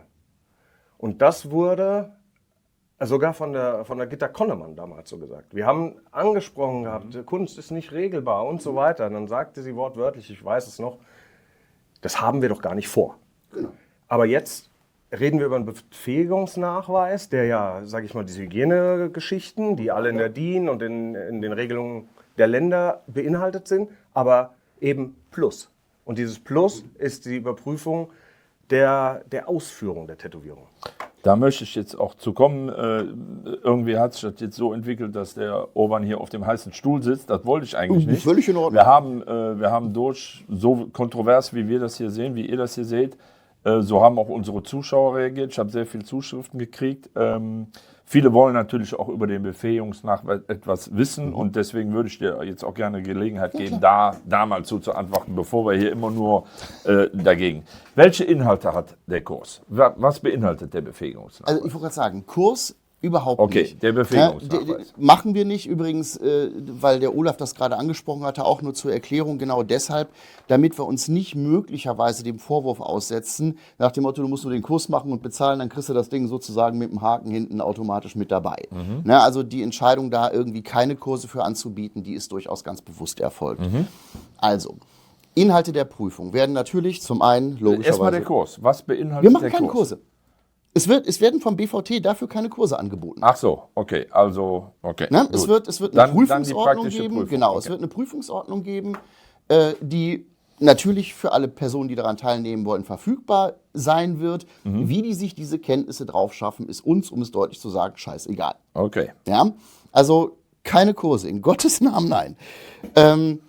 Also die Prüfung wird aufgesplittet in 2 Tage. An dem einen Tag wird theoretisch geprüft, und zwar sowohl in mündlicher wie auch in praktischer Form, also mündlicher und schriftlicher Form, und es gibt einen praktischen Teil. Abgeprüft inhaltlich wird zum einen natürlich, klar, Hygiene geht nicht ohne, logischerweise. Abgeprüft werden aber auch so Dinge wie berufspraktische Dinge wie zumindest wahrscheinlich minimale Aspekte, so was mache ich da eigentlich rechtlich, was mache ich tatsächlich, wie sieht es aus mit solchen Dingen wie, habe ich Aufklärungspflichten, wenn ja, in welchem Umfang oder nicht, wenn ich die habe, wie setze ich die um, selbst wenn ich sie nicht habe, sollte ich sie vielleicht entsprechend umsetzen. Wo wir noch durchaus überlegen, ist, ob es da möglicherweise einen Punkt gibt, so Erste-Hilfe-Basiswissen, wäre aus meiner Sicht so verkehrt nicht. Es wird sicherlich was geben zum Thema, wie sieht es aus mit Dermatologie, ne? Worauf muss ich da achten? Natürlich wird es ein bisschen was geben zum Thema insgesamt Infektionsschutz, Infektionslehre und so weiter und so fort. Das, wie gesagt, sowohl in einem schriftlichen Prüfung, wie wir die konkret ausgestalten, da arbeiten wir gerade dran, und im Prüfungsgespräch. Das Prüfungsgespräch kann durchgeführt werden, entweder in einem Gruppensetting oder im Einzelsetting. Aus dem einfachen Grund, es gibt Leute, die fühlen sich in Gruppen nicht so sonderlich wohl und finden das nicht toll, unter mehreren Leuten zu reden oder ähnliches. Na, das muss man sich auch klar machen. Leute sind in solchen Prüfungssituationen unterschiedlich, ich sag mal leistungsfähig. Die muss man zumindest so weit abholen, wie es irgendwie geht. Der praktische Teil soll nach aktueller Planung zum einen natürlich daraus bestehen, dass die Leute einen Arbeitsplatz aufbauen, einrichten und so weiter. Dann wird eine Tätowierung gestochen, die gewissen Vorgaben entsprechen muss. Wir werden keine Motive oder sowas vorgeben. Das wäre auch peinlich, weil sonst hätten hinterher Leute, die daran teilnehmen, alle irgendeinen BVT-Stempel irgendwo drauf. Darum geht es ja nicht, sondern es geht darum, dass man sagt, pass mal auf, ne, die Arbeit, die in einem Zeitraum von so und so lange abgeliefert werden soll, sollte folgende Grundparameter beinhalten. Na, da bin ich jetzt vielleicht als Rechtsanwalt die falsche Person, sich da im Detail zu äußern zu sollen. Na, und dann, wie sieht dann die späte Versorgung der Wunde aus? Wie wird das Ganze entsprechend nachbereitet? Wie wird der Arbeitsplatz wieder abgebaut und so weiter und so fort. Das ist so im Wesentlichen der Plan. Und wer legt die Kriterien bezüglich der praktischen Prüfung fest? Die Kriterien legt derjenige fest, der das Ganze anbietet. Klar. Das bist du. Ich mit Sicherheit nicht. Wer denn? Wir haben ja Gott sei Dank auch noch ein paar Tätowierer bei uns. Also im Augenblick sieht das so aus, und das wäre eigentlich schön, da auch mal Leute mit reinzunehmen, die vielleicht nicht BVT-Mitglieder sind, dass wir eine Arbeitsgruppe haben. Wir müssen ja auch gucken, dass wir das so entwickeln, dass das von dem Bestand des Vorstands unabhängig bleibt. Also wenn ich eines schönen Tages mal keinen Bock mehr habe, muss das Ganze ja trotzdem weitergehen. Ja. Und das gilt ja für uns alle. Ja, das Ganze geht also letzten Endes in einer Arbeitsgruppe von Leuten, die natürlich vornehmlich aus Tätowierern bestehen, die sich da zum einen selbst zu befleißigt sehen und zum anderen, wo man eben auch sieht, die haben zumindest ein gewisses Maß an Erfahrung und Grundwissen und Ähnliches. Es gibt ja nichts Blöderes, als wenn dann die Prüfer letzten Endes weniger wissen als die Prüflinge. So, das heißt also, das wird einer entsprechenden Arbeitsgruppe beantwortet, die dann auch dafür zuständig sein werden, die entsprechenden Prüfer zu stellen. Wie gesagt, für die praktischen Arbeiten natürlich Leute, die aus der Praxis kommen. Olaf hat da schon gesagt, wenn ich irgendwo im Bereich Hygiene bin, kann das durchaus sein, dass das niemand sein muss, der nun wirklich zwingend Tätowierer ist. Das reicht aus, wenn der irgendwie anderweitig entsprechende Fachausbildung hat oder ähnliche Geschichten. Ja, aber ich dachte, ne? ich habe jetzt mehr auf die Tätowierung abgesehen. Ja, okay. Ne? Ja gut, die wird natürlich logischerweise von Leuten beurteilt, die tätowieren können. Wobei man auch da sagen muss, wie gesagt, das geht ja nicht um ästhetisches Gefallen oder ähnliches. Sondern es geht darum zu gucken, okay, ist die Haut danach durchgepflügt, ja oder nein. Ja? Kann man jedenfalls davon ausgehen, zumindest bei einer Draufsicht, die bei einer frischen Tätowierung möglich ist, das ist nun mal eine Grenze, mit der wir leben müssen, ne, dass die technischen Elemente, die ich da habe, jedenfalls soweit, ich sag mal, solide sind. Ja, und das ist die ganze Geschichte. Jetzt sagst du, ihr habt ja auch einige Tätowierer in euren Reihen. Ja, so ein paar. Wie ist denn die Abstimmung für den Befähigungsnachweis ausgegangen? Wie viele waren denn dafür oder habt ihr gar keine Abstimmung gemacht? Das ist ein Vorstandsprojekt gewesen. Von wie vielen Leuten? Von unserem Vorstand, das ist ein 5er-Vorstand. 3? 5. 5. 5er-Vorstand. Aha. Also ihr habt unter den Mitgliedern gar nicht abgestimmt, ob sowas durch den BVT... Eine Mitgliederabstimmung darüber. Es hat generell haben wir keine irgendwie Mitgliederbefragung gemacht. Wollt ihr das alle oder nicht?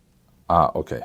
Wäre aber doch nicht so abwegig gewesen, wenn ihr so viele Tätowierer habt, oder? Wäre nicht so abwegig gewesen, wenn wir nicht tatsächlich da deutlich vorher aus verschiedenen Gründen hätten loslegen müssen, als uns das lieb gewesen wäre, sage ich auch ganz ehrlich.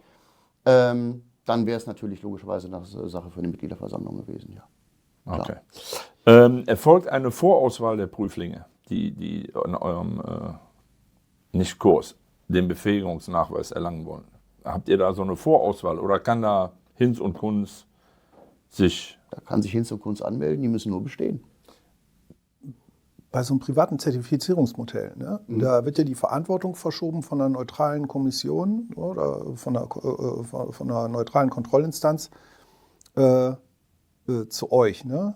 Und ihr verdient ja auch gleichzeitig an dem Verkauf. Ja. Und da gibt es noch einen Interessenskonflikt. Aber was ist denn, wenn derjenige, der prüft, zufällig jemand ist, der denjenigen, der da geprüft wird, gar nicht im Tätowieren sehen möchte?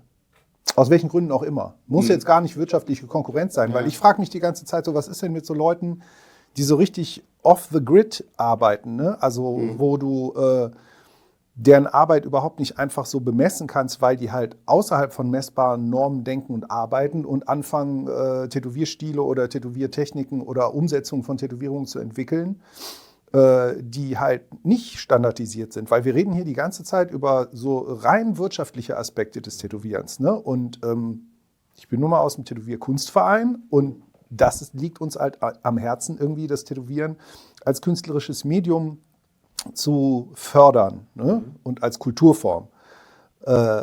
Und was ist mit denen? Was ist mit so Leuten, die richtig schrägen Scheiß machen, mit Einwilligung des Kunden? Ne? Also nicht über jemanden herfallen. Also wo wirklich, das entspricht nicht meinem Geschmack. Ne? Ich predige jetzt hier nicht irgendwelche Stilrichtungen. Ne? Aber wenn man aus einer Anti-Haltung dem etablierten Tätowieren gegenüber sagt, Ignorant Style, Alter, ich will euch allen den Mittelfinger zeigen. Und der Typ, der tätowiert, Alter, währenddessen telefoniert er mit seiner Mutter und krickelt auf mir rum wie auf einem Block. Ey, solange der dabei die Hygieneregelungen einhält, ist das in Ordnung. Ne? Oder super interessant für die Zuschauenden, ne? Es gibt so ein Projekt aus Belgien, in Brüssel, Still-Life-Brücke, Servadio und Ruko machen super geile Tätowierungen. Und die machen Sachen, die werden niemals in einem normalen Studio funktionieren. Die machen, ist fast eine Live-Performance. Ne? Die sind auf einer Fetischparty, zeichnen das, was passiert, dem Typen auf den Rücken und Oder mehreren Typen sogar. Und tätowieren das vor Ort. So. Und die Freiheit sehe ich natürlich bedroht wieder, sorry, dass ich darauf zurückkomme, durch diese Gewerblichkeit und durch dieses Dienstleistungsrecht. Weil da ist der künstlerische Part raus, weil solche Sachen darfst du dann nicht mehr machen. Also das wird halt, das, was ich möchte, was erhalten bleibt, wird ja in die Illegalität dann verschoben. Wirklich, wirklich. Also zum einen können wir uns darauf einigen, dass wir beide wollen, dass uns das erhalten bleibt. Also wirklich, das ist nun Aber wirklich... die einen kriegen einen Befähigungsnachweis und die anderen nicht. Jetzt auch mal unter uns Betschwestern. Wer von denen würde denn auf die Idee kommen, Ja, so einen genau das ist ja Befähigungsnachweis machen genau zu das wollen? ist ja das Problem. Ja. Ich Also sehe, wenn ich schon sage, pass mal auf, ich will mich doch bewusst in die Fuck-you-Haltung bewegen, wie du das gerade sagtest, dann komme ich ja nicht zum BVT und sage, ey, Alter, ich hätte gerne einen aber du musst ja Befähigungsnachweis. deswegen auch nicht mit einem Bein im Knast stehen. Nein, natürlich nicht. Ja. Nein, in Gottes Namen, bloß nicht. Ich sehe in diesem Befähigungsnachweis halt den ersten Baustein dazu, eine verpflichtende, bindende Berufszugangsordnung zu erstellen. Und dann, wenn das passiert ist, sind diese Sachen draußen. Und ich behaupte das einfach nicht aus der Lameng heraus, sondern weil das in eurer Satzung steht und in eurem Lobbyregistereintrag. Aber es hat doch überhaupt auch in der Satzung niemand vor, zu sagen, wir wollen damit Kunst verhindern. Nee, wir wollen für die ihr Leute... verhindert aber Kunst indirekt dadurch. Nein. Natürlich. Wie gesagt, wenn ich doch sage, pass mal auf, ich will dafür, dass jemand einen Gewerbeschein bekommt, gewisse Voraussetzungen. Er soll gar keinen Unsere Gewerbeschein Satzung, kriegen. lass mich doch mal ausreden. Das ist ja schon der Fehler. Unsere Satzung. Ja, dann betrifft das, wie du gerade sagst, denknotwendig Personen nicht, die keinen Gewerbeschein haben oder wollen. Das sind doch zwei verschiedene Schienen. Diese Idee zu sagen, wenn ich dafür, und wie gesagt, wir reden jetzt schon wieder nicht über den Befähigungsnachweis, sondern wieder über eine ganz andere Geschichte. Wir reden für gewerbliches Tätowieren über gewisse Zugangsvoraussetzungen. Dann ist doch denknotwendig der Fall derjenige, dass das für nicht gewerbliches Tätowieren auch nicht gelten kann. Das ist doch logisch. Olaf, wir wollen dasselbe. Ja, ich will Nein. doch, Auf ich gar will, keinen ich Fall. will, ich Das sehe ich will, jetzt auch ich nicht will so. überhaupt nicht und keiner bei uns will irgendwie künstlerische Ausdrucksweisen verhindern, minimieren oder sonst irgendwas. Genau, das wollt ihr nicht. Ihr wollt aber trotzdem, dass das Tätowieren im Gewerbe und in der Dienstleistung verankert wird. Doch. Das Wir steht wollen in eurer... noch Ey, komm, mal- pass auf, hier, Satzung, Ja. Punkt 1. Die Grundlagen, den Inhalt und Umfang einer Berufszugangsregelung für Tätowierer und Tattoo-Studio-Betreiber zu erarbeiten und die praktische Durchführung zu fördern. Die Voraussetzungen und Rahmenbedingungen für die bestmöglichen Standards im Bereich der Dienstleistung des Tätowierens zu erarbeiten und zu schaffen. So, dann noch Interview vom 1.7.2016. Anpassung der Gewerbeordnung. Ja, Das ist stimmt auch ja da auch. drin. Ja, Nochmal, genau. Olaf. Und wenn das, warte, pass auf. Und wenn, ich weiß ja, dass du mir das Künstlersein nicht verbieten willst.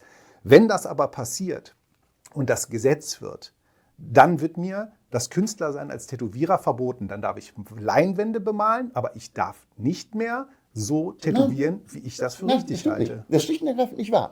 Das ist schlicht und ergreifend nicht wahr, weil das mit unserer Verfassung schon nicht funktionieren würde. Artikel 5 Absatz 3 stellt die Kunstfreiheit schrankenlos, Ja. und zwar in jeder Darstellungs- und Da Ausführungsform. geht es hauptsächlich um Inhalte wegen des Dritten Reichs. Nein, Ne? da geht's Also ich darf jetzt nicht bei einer Ausstellung eine Skulptur aus Asbest bauen und dann die Leute da reinbitten und sagen, nehmen Sie mal eine Zahnbürste, schubbern Sie da so ein bisschen dran und dann gehen Sie sich damit mal über die Zähne, weil das ist Part von meiner Installation. Nein, Also das ist ja dann auch verboten. ne? Ich darf auch nicht einem Künstler sagen, du darfst jetzt nicht mehr Künstler sein, du musst Gewerbetreibender werden. Das geht nun mal nicht. Wenn die Tätigkeit des Tätowierens aber darin manifestiert wird, ist das ja der automatische Effekt. Ja, aber sie manifestiert sich doch, da reden wir doch gerade drüber, in zwei verschiedenen Phänomenen. Bis Einmal, jetzt noch nicht. Also die rechtlichen Grundlagen sind nicht dafür da. Deswegen musste der Kollege ja auch vor Gericht ziehen, um gegen das Finanzamt zu klagen. Pass mal auf, da kann ich aber nichts für, wenn eine Finanzbehörde eine Person, die Künstler ist, nicht als Künstler anerkennt. Ich habe selbst schon Verfahren vor den Sozialgerichten betrieben, um Leute in die Künstlersozialkasse reinzuklagen. So ist das nicht. Ich weiß, wie das funktioniert und warum das funktioniert und wie Aber das das läuft. ist ja nicht der Usus gerade. Also solange es noch so ist, dass man sagen muss, ne, also wenn es dann würde man das Tätowieren ja teilen. Dann würde man sagen, okay, ihr seid Gewerbetreibende und ihr seid freie Künstler und für euch gelten andere Regeln als für die. Im Das geht ja Augenblick schon ist das- aus Wettbewerbsgerechtigkeitsgründen Augenblick schon nicht. ist das tatsächlich unsere rechtliche Realität, mit der wir leben müssen. Das ist genau das, was das Bundessozialgericht sagt. Das Bundessozialgericht sagt, ja, es gibt gewisse Tätowierer, und das ist übrigens im Ergebnis genauso mit der Finanzgerichtsentscheidung, die eben tatsächlich als Künstler anzuerkennen sind. Und natürlich läuft für die eine ganz andere juristische Schiene. Die haben die Option, in die Künstlersozialkasse zu gehen, ja, die zahlen keine Gewerbesteuer. die sind Freiberufler, Künstler, sonst irgendwas mit all den Vor- und Nachteilen, die das hat. Und es gibt eine ganz andere Schiene von Leuten, die man als, ich sag mal, gewerbliche Tätowierer begreift, für die die Gewerbeordnung gilt, für die Gewerbesteuer zu zahlen ist und so weiter und so weiter und so weiter. Das ist eine rechtliche Realität, die wir spätestens, zumindest auf Bundesrechtsebene, seit 2007 festgeschrieben haben.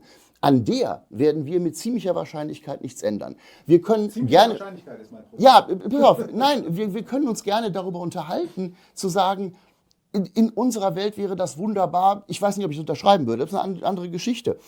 Jede Person, die eine Tätowiermaschine in der Hand hat und damit auf Leuten Tätowierungen anfertigt, wie auch immer, möge bitte als Künstler wahrgenommen werden. Ich sag ja, ne, das will sicherlich keiner, schon gar nicht, wenn ich anfange, mit einer Tattoo-Maschine auf Leute loszugehen. Ne? Was du ja noch nie gemacht hast. Ne, das heißt, diese Zweiteilung, die wird uns mit einiger Wahrscheinlichkeit erhalten bleiben. Ja? Wir wollen die weder in die eine noch in die andere Richtung kippen lassen oder sonst irgendwas. Also alles, was unter dem Gedanken fällt, ihr hättet gerne, dass weniger Tätowierer als Künstler anerkannt werden, ihr wollt das alles in die Gewerblichkeit ziehen. Das werfe ich euch nicht vor. Das Ja, okay, dann haben wir uns missverstanden, weil das wird nicht passieren. Es wird, egal was wir machen, egal was für einen Befähigungsnachweis wir in die Welt setzen, egal ob der möglicherweise irgendwann mal tatsächlich als Voraussetzung für einen Gewerbeschein wird, was ich nicht glaube, aber selbst unterstellen wir das mal, wird das die Leute, die auf der Künstlerschiene fahren, null tangieren. Null. Kann auch gar nicht. Verfassungsrechtlich nicht. Natürlich. Nein. Glaubst du mir? Das tangiert mich ja nicht in der Art, wie ich was zeichne, aber da ist ja ein fester Rahmen gesteckt, wie Dinge umzusetzen sind. Das ist ja dann das Ja, Problem. aber doch nur, wenn du in den Rahmen fällst. Also, Du kannst doch nicht, allein aus Wettbewerbsgründen kannst du den einen doch nicht sagen, pass auf, du musst einen Befähigungsnachweis und ein IHK-Zertifikat für 15.000 € erwerben und der andere muss das nicht, weil er sagt, ich bin Künstler. das ist aber faktisch so. Das ist aber nun mal faktisch so. Das ist in ganz vielen Bereichen so. Ja? Nehmen wir wieder meinen blöden Töpfer. Ja, eine normale Töpferei ist ein Kunsthandwerk, Feld- und die Handwerkung und so weiter, ist reguliert. Ja, es gibt Leute, die betreiben tatsächlich Kunst mit Töpferwaren. Die fallen da völlig raus. Das ist jetzt schon unsere Realität.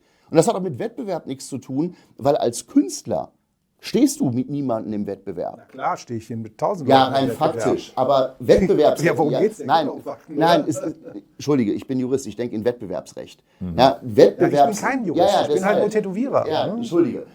Aber auch da, natürlich kann man sagen, wenn ich Künstler bin, habe ich gewisse Wettbewerbsvorteile. Ja, hast du. Du zahlst keine Gewerbesteuer.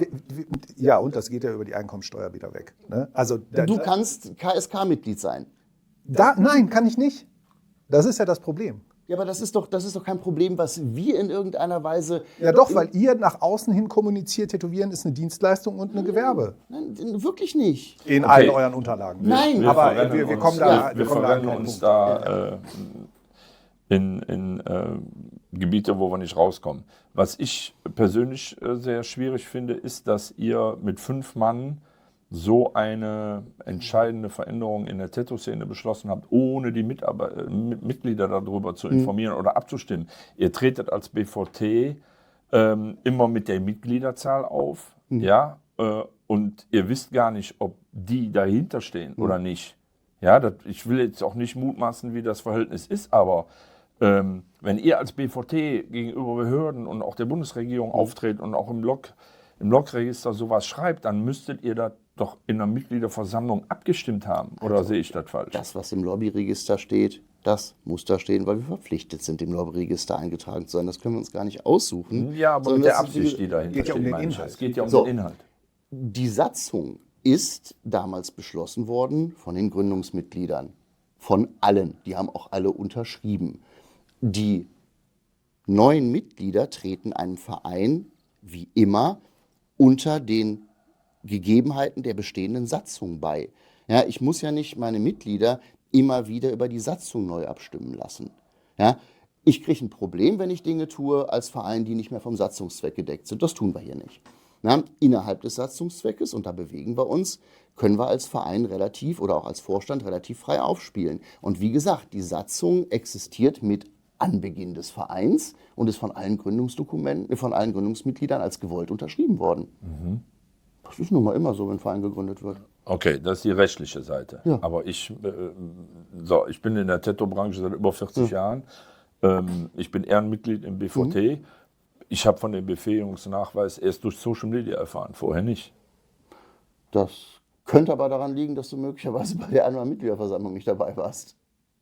Also bei der Mitgliederversammlung ist den Leuten Natürlich haben wir darauf hingewiesen, dass wir sowas vorhaben. Wir haben das noch nicht in dem Detail besprochen, weil sie damals noch nicht so besprochen waren oder so feststanden. Aber klar, also wie gesagt, unsere Mitglieder wissen auch, dass der BVT grundsätzlich von der Struktur her für, ich sag mal, zumindest gewisse Reglementierungen steht. Dass die nicht hoheitlich kommen, kann man gut oder schlecht finden.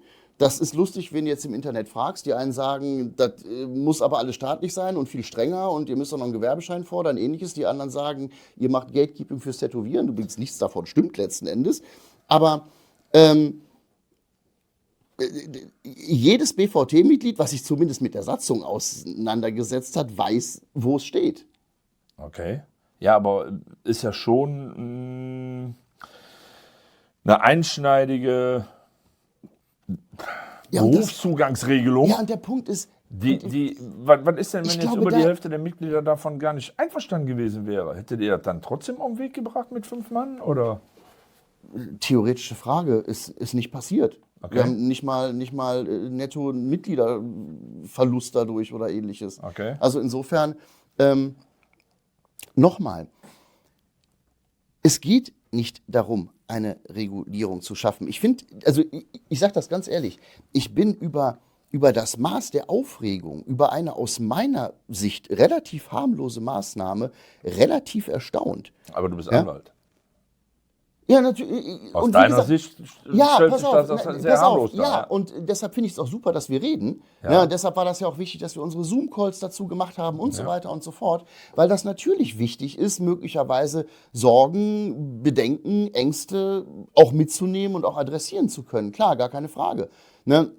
Das ist mit einer der Gründe, warum vieles, was da bis jetzt in Planung ist, noch relativ offen ist, aus dem einfachen Grund, weil wir uns natürlich auch logischerweise, ich sag mal, Kritik nicht verschließen können. Ne? Wir haben aus den Zoom-Calls, den beiden, die wir gemacht haben, durchaus Dinge mitgenommen, wo wir wirklich sagen mussten, okay, ja, stichhaltiges Argument, müssen wir drüber nachdenken. Das werden wir adressieren müssen. Okay. Ne? Und um dabei nochmal bei zu bleiben, Ja. sicherlich nehmen wir daraus mit, dass wir sehr deutlich auch, ich sag mal, in Richtung Verbraucher und Ähnliches adressieren müssen, was diese ganze Geschichte ist und was sie vor allen Dingen nicht ist.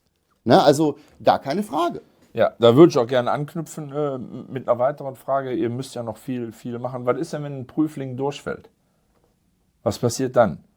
Wird es dann entgeltliche Aufbaukurse vom BVT geben und darf der dann nochmal antreten? In welchem Zeitraum? Also geplant ist das derzeit nicht, dass wir dann entgeltliche Aufbaukurse anbieten. Das, wie gesagt, aber auch geplant zu der Zeit Ja, nicht, ist genauso schwammig du, wie ja, wird weil, wahrscheinlich guck mal, noch bin ich Vorstandsmitglied. In 10 Warum Jahren bin ich sagst du das noch? Ja, vielleicht irgendwann mies nicht mehr. Meinst du, ich habe Bock, das mein ganzes Leben lang zu machen? Weiß ich nicht, kannst du beantworten. Ja, wahrscheinlich nicht, du. Und deshalb, ich kann ja nur von dem ausgehen, was momentan in unserem Vorstand die Überlegung ist. Die Überlegung ist, nein, es wird auch keine entgeltlichen Aufbaukurse geben. Denn dann würde ja wiederum alle möglichen Leute sagen, ja, das ist ja für euch nur interessant, Leute durchfallen zu lassen, weil an denen verdient er dann richtig Geld, naheliegenderweise. Berechtigt. Ja, eben. Und deshalb machen wir Ja. sowas auch nicht. Ne? Natürlich haben die Möglichkeit, eine Prüfung zu wiederholen. Klar. Es wird übrigens natürlich auch in der Zahlen Prüfungsordnung... die dann zweimal? Wer durchfällt, muss ja die neue Prüfung wieder bezahlen. Ne? Also zweimal. Okay. Es wird natürlich ein Remonstrationsrecht geben müssen. Wir werden in dieser Prüfungsordnung irgendwas einbauen müssen, was den Leuten die Möglichkeit gibt zu sagen, pass mal auf, an dem und dem Punkt fühle ich mich falsch bewertet. Ja, und so weiter. Das wird man definitiv machen müssen, auch nur aus Fairnessgründen. Aber ja, also um die Frage zu beantworten. Okay. So. Jetzt stelle ich dir eine Ja- oder Nein-Frage. Ist für einen Anwalt schwierig, weiß ich. Allerdings vor allen Dingen, wenn das Thema dahinter Ja. möglicherweise Du weißt ja noch gar nicht, komplexer was ich fragen ist. Ja, will. deshalb. Ich habe Wird immer es Angst. Kooperationen mit Tattoo-Schulen geben, ja oder nein? Nein. Nein? Ganz klar ist Nein. Ganz klares Nein. Okay, Mit der IHK? das ist eine andere Frage. Naja, aber wieso? Kooperation mit der IHK ist doch auch so ein interessantes Ding. Wo die liegen könnte. Naja, irgendein Tätowierstudio in Stuttgart hat es ja auch geschafft, eine Kooperation Ja, aber mit eben der auch, IHK auf die Beine zu stellen. Um Kurse anbieten zu können, das wollen wir ja nicht. Also ich kann mir momentan kein Szenario vorstellen, in dem das denkbar wäre. Die Inhalte zu implementieren halt wieder, ne? Eure Prüfungsinhalte letztendlich. Und Ja, aber gut, die ich bin kann ja immer jeder noch implementieren. Ich bin immer noch bei dieser Praxis. Ich bin immer noch beim Praxisteil. Ja, also die ganze Hygienenummer, die sind abgedeckt eigentlich. Ja, da kannst du Kurse zu machen, egal wo, gibt es diverse Anbieter. Einer, der das auch schon länger macht und auch mal für uns gemacht hat, hat auch irgendwo kommentiert mal, das kann ja maximal zu den bestehenden Regelungen Stimmt, passieren. die DOT hat ja Hygieneseminare Wir hatten angeboten. Hygieneseminare und Bietet immer noch an. bieten wir immer noch an. Super, warum Das macht ihr nicht Interesse Seminare? Ist doch voll geil. ist ehrlich gesagt im Moment unverständlicherweise kaum da, weil viele Leute einfach halt arbeiten, wie sie arbeiten. Wenn sie Arbeit haben. Wenn sie Arbeit haben, das ist richtig. Der Kostenfaktor ist immer ein Problem, selbst für so ein Hygieneseminar. Das wird wahrscheinlich beim Befähigungsnachweis ähnlich sein, weil wir reden über 550 plus Steuer, plus Modell, plus 2 Tage, dann musst du irgendwo schlafen, musst irgendwas essen. Also da geht man Tausender wahrscheinlich über den Tisch, realistisch nicht gedacht. Auf die 550 festnageln, weil das bis jetzt nur eine Kostenkalkulation ist. Ne? Wir müssen Könnte ja durchaus noch. Könnte durchaus höher werden. könnte auch weniger werden. Könnte eventuell, ich kann es nicht genau Nein, sagen, genau. aber pass auf, wenn die Welt nicht untergeht. wenn wir sagen, wir bieten das zum Festkostenpreis an, dann bedeutet das ja, es darf nicht dazu führen, dass es die Mitgliedschaft Geld kostet. Ja? Im Augenblick ist das von der Kalkulation her eine realistische Zahl. Wird aus irgendwelchen absurden Gründen das gesamte Zubehör in 5 Jahren massiv viel teurer sein, lässt sich das nicht mehr halten, ist Wie doch bei klar. den Führerscheinen. Ne? Ja. Ja, du fragst mich nicht, was an der Kostensteigerung der Führerscheine dran ist, da kann ich dir wirklich nichts zu sagen. Können die Leute dann ja in 5 Jahren auch sagen, ich verstehe überhaupt nicht, warum der Befähigungsnachweis auf einmal 5-mal so teuer ist wie damals. Pass mal auf, aber ob er in irgendeiner Weise kostendeckend ist oder nicht, das lässt sich ja einfach abklären. Ne, das ist ja das Schöne, dass wir als Verein Wenn ja das durchaus... Honorar von dem Prüfer zum Beispiel um 6-fache steigt, dann wird das natürlich teurer. Ne? Ja. Ja, nur auch dann musst du das ja Leuten irgendwie sinnvoll erklären. Ne? Aber weil der super spezialisiert ist. Weil der ein supergeiler Tätowierer ist. Weil ihr über den sagt, er ist ein supergeiler Tätowierer. Und deswegen kriegt er halt so ein hohes Prüfungsseminar, Honorar. Die Sache wird ja anders laufen. Die Sache wird ja so laufen, dass wir sagen, okay, das und das haben wir. Und wir können ja nicht sagen, okay, wir zahlen dem einen jetzt irgendwie eine Tagespauschale von 2,5 und dem anderen irgendwie... Nee, die kriegen dann alle 750. 2,5, bundesweit. Ne? Und wenn Standardisierung. Ne? Also ich meine, das ist eine Standardisierung. Ich meine, ihr könnt ja nicht geht ja nicht. Du kannst ja nicht dem einen wenig geben und dem anderen mehr. Ne? Du, wenn du das unterstellen magst, dass wir anfangen... Nein, das ist eine völlig hypothetische Ja, eben. Annahme. Ja, also genauso also- wie deine hypothetischen Annahmen eben die ganze Zeit. Ne? Wo du sagst, ja, weiß ich nicht, eventuell, wahrscheinlich wird es nicht passieren. Und ich gehe nicht davon aus, dass der Befähigungsnachweis demnächst 5-mal so viel kostet, aber es könnte ja passieren. Ne? Wie gesagt, es könnte immer alles. Der Stefan ist noch sehr wenig zu Wort gekommen. Ich möchte dann mal eben versuchen umzuschwenken. Also egal, wie ihr jetzt auch meint, es draußen ankommt, wie das mit Anwaltsdeutsch zu erklären ist, was ihr alles nicht wollt, letztendlich entscheidet derjenige, der es als Kunde draußen sieht. Einen Befähigungsnachweis haben einige Tätowierer nicht. Was damit einhergeht, weiß der Kunde draußen nicht. Der DOT bietet schon seit Jahren Mitgliedschaften an, die auch so ein Qualitätsmerkmal sind. Was sind da die Aufnahmeprüfungen zum Beispiel? Also im Grunde genommen, ja, das ist schon immer so gewesen. Wir schauen uns, also es wird ein Antrag gestellt, rein formell, muss ja ein Mitgliedsantrag gestellt werden. Dazu wird ein Hygienefragebogen ausgefüllt, wo Hygienefragen zum Arbeitsprozess beantwortet werden. Dann schaut sich eine Jury von 8 Leuten, Alles Tätowierer? alles Tätowierer, schauen sich quasi das Gesamtbild halt auch an. Wir gucken uns dann den Insta-Auftritt an. Also früher musste man da mal Fotos hinschicken und so, ja. Das ist natürlich heute wesentlich einfacher. Man schaut sich den Instagram-Auftritt an oder sowas. Und dann kriegt man ja einfach ein Bild. Ja? Kein Mensch geht da hin und sagt, keine Ahnung, ich beurteile eine Fläche oder eine Linie oder was auch immer. Sondern man guckt sich an, ist das ein professionell arbeitender Tätowierer, Tätowiererin und lässt die lassen die Angaben aus diesem Hygienefragebogen darauf schließen, dass die einfach wissen, was sie tun. Das ist letztendlich das. Früher, du hast es vorhin erwähnt, sind wir manchmal auch in Studios gefahren, haben uns das vor Ort angeguckt. Aber heutzutage, Momentaufnahme natürlich ist heutzutage eigentlich gar nicht mehr so nötig. Ja, so läuft das letztendlich ab. Aber das ist auch eine Aufnahme in einen Verein. Ja? Das ist klar. was ganz anderes. Natürlich. Wir schaffen damit, und das ist auch nicht unser Anspruch gewesen, irgendwie, ich sag mal, Standards zu schaffen. Ja? Dass wir sagen, wie es im Befähigungsnachweis ja gemacht wird, das ist so okay, wie das tätowiert wurde oder nicht. Ja? Wie Olaf sagt, es gibt halt Leute, die machen total abgefahrenes Zeug, wo ich mir denke, wie machen die das? Ja, oder wo du vielleicht selber auch sagen würdest, so, das gefällt mir aber gar nicht. Ja. Ey, aber macht mal, ne? Wenn ihr euer Gegenstück findet, was sagt, ja, das will ich auf jeden Fall haben. Also wir denken jetzt nur mal so an Extrembeispiele wie Psyland oder so. Ne? Ja. Der Raum muss da sein. Und am Ende, nachdem quasi dieser Antrag gesichtet wurde, entscheidet auch nochmal die Mitgliederversammlung. Also wir schicken am Ende nochmal quasi eine Mail rum und sagen, hier, wir haben einen Antragsteller. Dann kann jeder auch nochmal was dazu sagen. Ja? Das passiert teilweise, meistens nicht, aber es gab natürlich auch schon einfach Dinge, wo man sagt, so passt vielleicht doch nicht so ganz zu uns, weil da war in der Vergangenheit mal irgendwas. Früher war die Szene kleiner, ne? Muss man auch sagen. Heute ist es was ganz anderes. Also heute Und als Verein darf ich auch bestimmen, wen ich dabei haben möchte und wen nicht. Also insofern, alles klar, natürlich.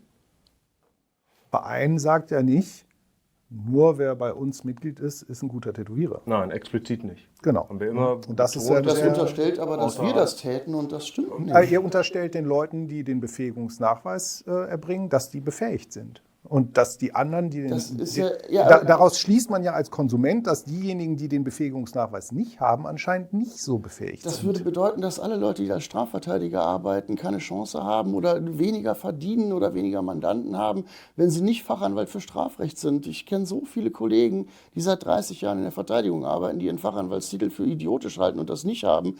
Die verdienen genauso Geld. Und würden die sagen, komm, lass mal auf den Fachanwaltstitel scheißen, brauchen wir eh nicht? ja. Ja, warum dann Befähigungsnachweis? Ja, warum dann Fachanwaltsnachweis? Natürlich. Ich habe mit Anwälten zum Glück nichts. Nochmal, das ist ja nur eine Einladung. Wenn jemand sagt, ich scheiß darauf, ich will das nicht, ja, more power to you. Genau, und wenn der dann irgendwann verpflichtend wird, dann kann er das halt nicht mehr sagen. Und jetzt wieder die Verpflichtung steht in eurer Satzung. Also, dass ihr Nochmal, nein, entschuldige. Das Problem ist, dass du auch da wieder zwei Dinge miteinander vermischst. In der Satzung steht ein Plan, einen gesetzlichen Zugang für gewerbliches Tätowieren zu schaffen. Das heißt noch lange nicht, dass der Befähigungsnachweis sowas ist oder wird. Rechne ich damit, dass das in irgendeiner Weise mal quasi gesetzt wird? Nein, tue ich nicht. Schon alleine wiederum aufgrund der föderalen Strukturen, die dagegen sprechen und Ähnliches. Aber das kann man natürlich als Szenario so stehen lassen. Und genau wie das Szenario, dass das Honorar von dem Prüfer um 6-fache steigt. Ja, kann ich auch nichts gegen sagen, weil das ist, mein Gott, gegen eine Spekulation kannst du nicht argumentieren. Aber dagegen hättet ihr nichts. Was? Dagegen hättet ihr nichts. Wenn das an gewissen Stellen Einzug halten würde als Standard und der ein oder andere in der Behörde das als besondere Befähigung wahrnehmen würde. Ich glaube, so hast du es irgendwann mal kommentiert, auch in der Kommentarspalte. Sagen wir es mal so. Ja, richtig, dagegen hätten wir nichts. Allerdings Vorsicht. Wenn es jetzt tatsächlich darauf hinauslaufen würde, zu fragen, hätte ich ein Problem damit, wenn das sozusagen in der Form, wie wir es geplant haben, ein gesetzliches Zwangsinstrumentarium wird, dann würde ich sagen, wäre das falsch, weil es dann dazu führen würde, dass eine privatrechtliche Prüfung sozusagen öffentlichen Glauben und hoheitliche Qualitäten gewinnen würde. Das wäre, ehrlich gesagt, für mich extrem schwer erträglich. Aus dem einfachen Grund, weil natürlich, wenn ich jetzt irgendwo hingehe und sage, das ist eine gesetzliche Pflicht, das zu machen, dann muss ja auch sichergestellt sein, dass in irgendeiner Weise das tatsächlich auch, so blöd das klingt, justiziabel wird. Ne? Also klar, logisch. Ne? Dann ist das ein öffentlich-rechtlicher Vorgang, der auch von einem Verwaltungsgericht theoretisch angefochten werden müsste.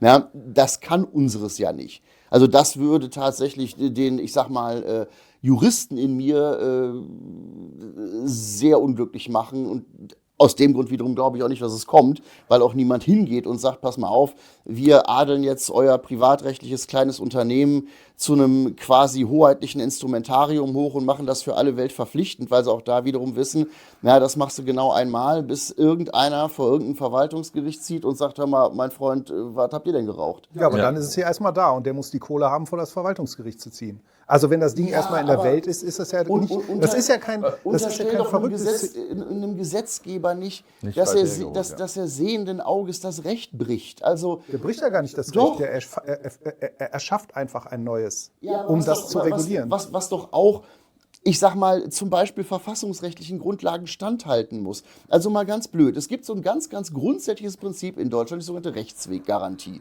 Das bedeutet, dass jede staatliche Entscheidung irgendwie einem Rechtsweg zugänglich sein muss. Und das bedeutet logischerweise auch, dass wenn ich eine staatliche Entscheidung fälle, zum Beispiel du darfst tätowieren oder nicht, das in einem Rahmen passieren muss, das eben auch der auch entsprechend justiziabel ist, denn sonst habe ich mit einem der Fundamentalprinzipien unserer Verfassung gebrochen. Und das glaube ich nicht, dass das jemand tun würde.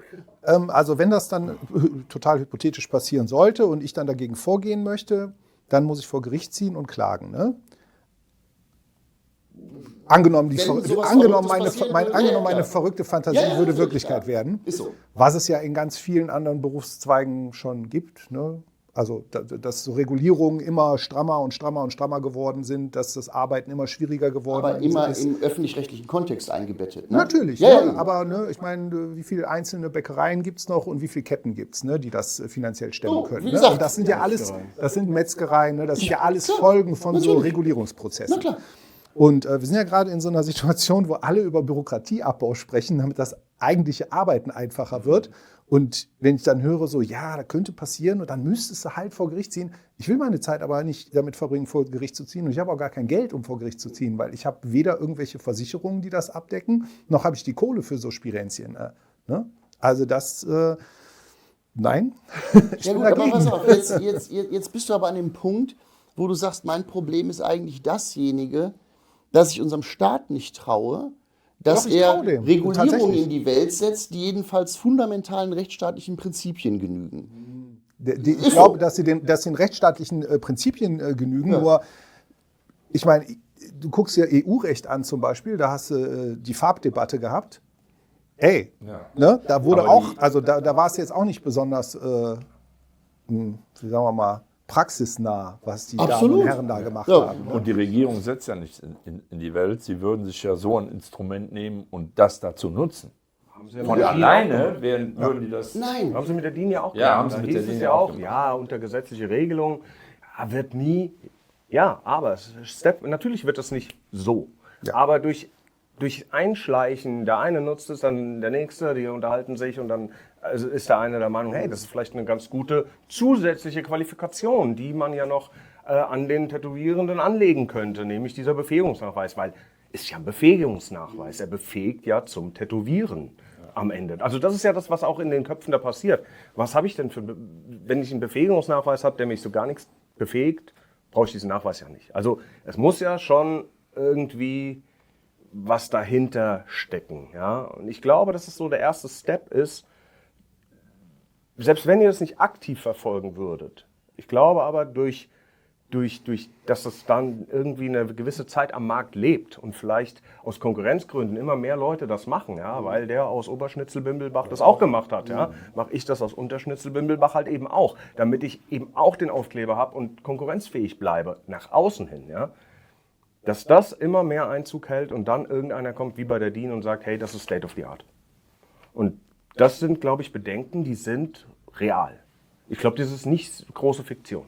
Also bis zu einem Punkt bin ich bei dir. Halte ich das für ein realistisches Szenario, dass irgendwann da, ich sag mal, ein gewisser Pull-Effekt mit einhergeht? Ja, halte ich. Glaube ich, jetzt immer mit dem Hintergrund, es muss auch justiziabel sein, dass jetzt nicht mal ein verrückter Gesundheitsamtmitarbeiter auf die Idee kommt, komm, ich entscheide jetzt mal irgendwie per Ordre Mufti, ich brauche das von irgendeinem Studioinhaber. Ich habe letztens einen Fall gehabt, da hat jemand gesagt, ich muss erstmal irgendwie für eine Umnutzung einer Räumlichkeit in die Tattoo-Studios eine Soundkontrolle machen, ob die Maschinen nicht zu laut sind. Ja, das sind Willkürentscheidungen, da kannst du wenig gegen machen. Aber glaube ich, dass tatsächlich daraus ein verpflichtender Standard wird, den der Staat sich zu eigen macht, sei es auf Landesebene oder auf Bundesebene, weil das sind ja die einzigen beiden Ebenen, wo es irgendwie sauber exekutierbar wäre, halte ich, sage ich dir ganz ehrlich, für vollkommen ausgeschlossen. Okay, das haben wir jetzt festgestellt, dass du das glaubst. Aber würdest du es begrüßen oder nicht? Nein, das habe ich ja gerade gesagt, das würde ich auch nicht begrüßen. Okay, aber dass sich das von alleine instrumentalisieren kann, das sehen wir ja an den Hygienerichtlinien. Die Hygienerichtlinien, die in den Gesundheitsämtern in ganz Deutschland liegen, die sind vom DOT gemacht worden. Ja, und da seid ihr auch nicht traurig drüber. Nee, die haben wir ja auch selber gemacht. Ja, eben, super. Die nehmen die ja. Ja. So, aber was hindert denn die Regierung dann, einen Befähigungsnachweis als Instrument zu nehmen für einen Gewerbeantrag? Nochmal. Das ist doch eine reale Situation, die passieren kann. Ist er nicht, denn das würde ja voraussetzen, dass ich als hoheitlichen Zugang zu einem bestimmten Beruf einen privatrechtlichen Befähigungsnachweis heranziehe. Und das gibt es bei uns nirgendwo. Was ist denn mit dem TÜV?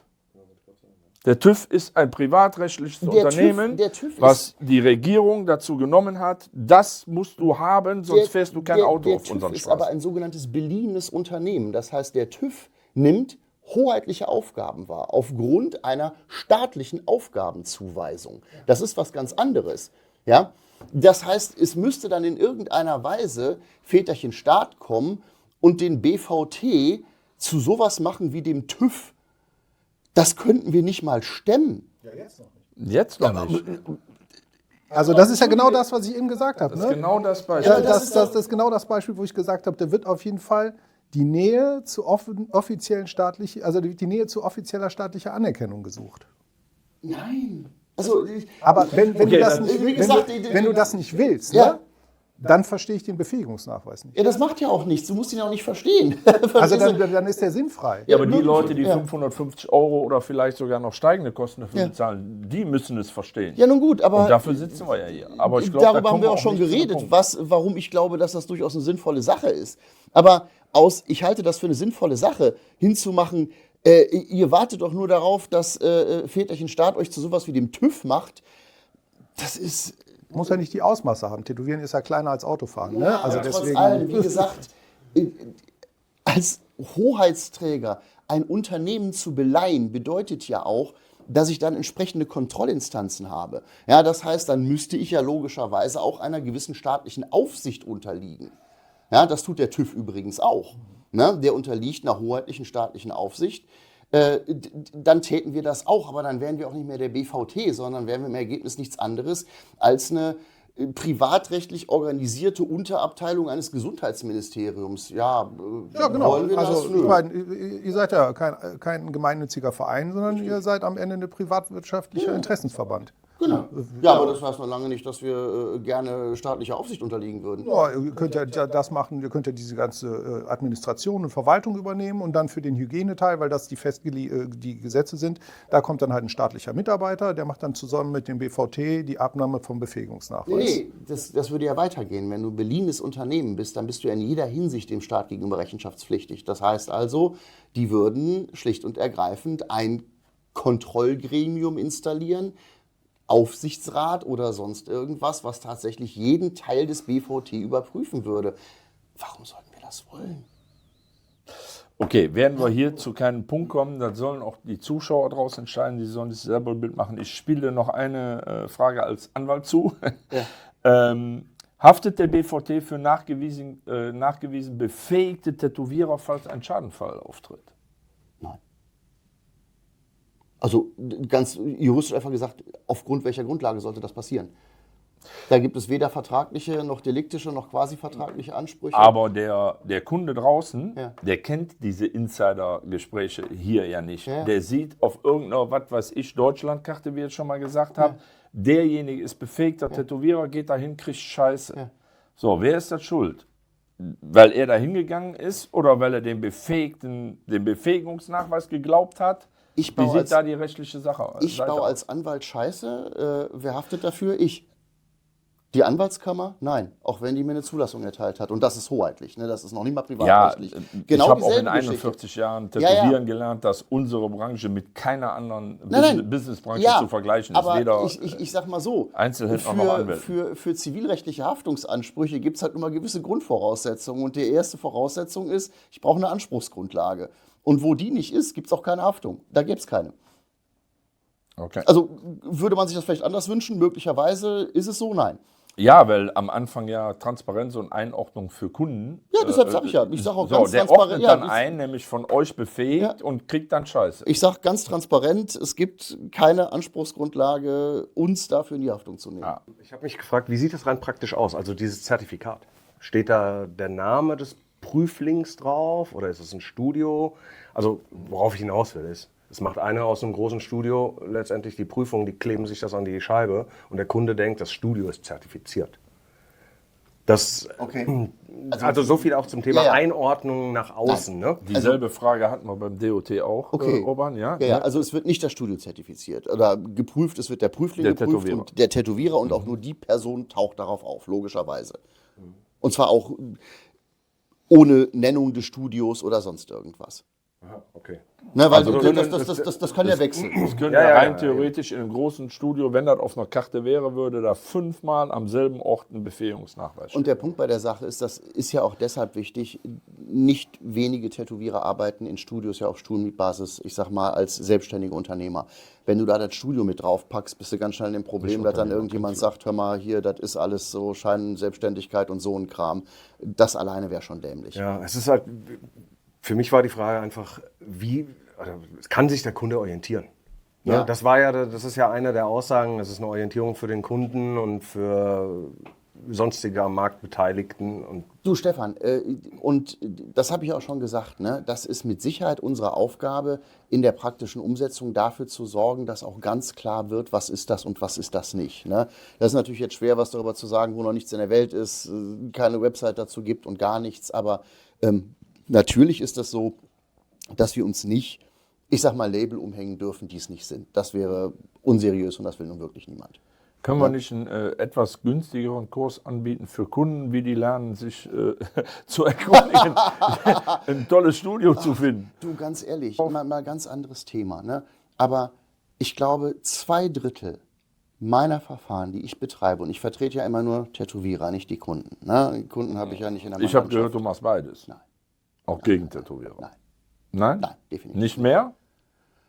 Habe ich, glaube ich, bevor ich beim BVT war, vielleicht mal 2012 gemacht. Aber grundsätzlich nein. Und das finde ich auch als Vorstandsvorsitzender des Berufsverbandes, fände ich das auch ehrlich gesagt doof, gegen die eigene Da Branche wäre ich zu so schießen. 100% bei dir. Ja, also, ne, und ganz ehrlich, ne, so viel zum Thema der geldgierige Anwalt, das sind Telefonate, die führe ich wöchentlich, dass ich Leuten sage, pass mal auf, tut mir leid, falsche Seite, mache ich nicht.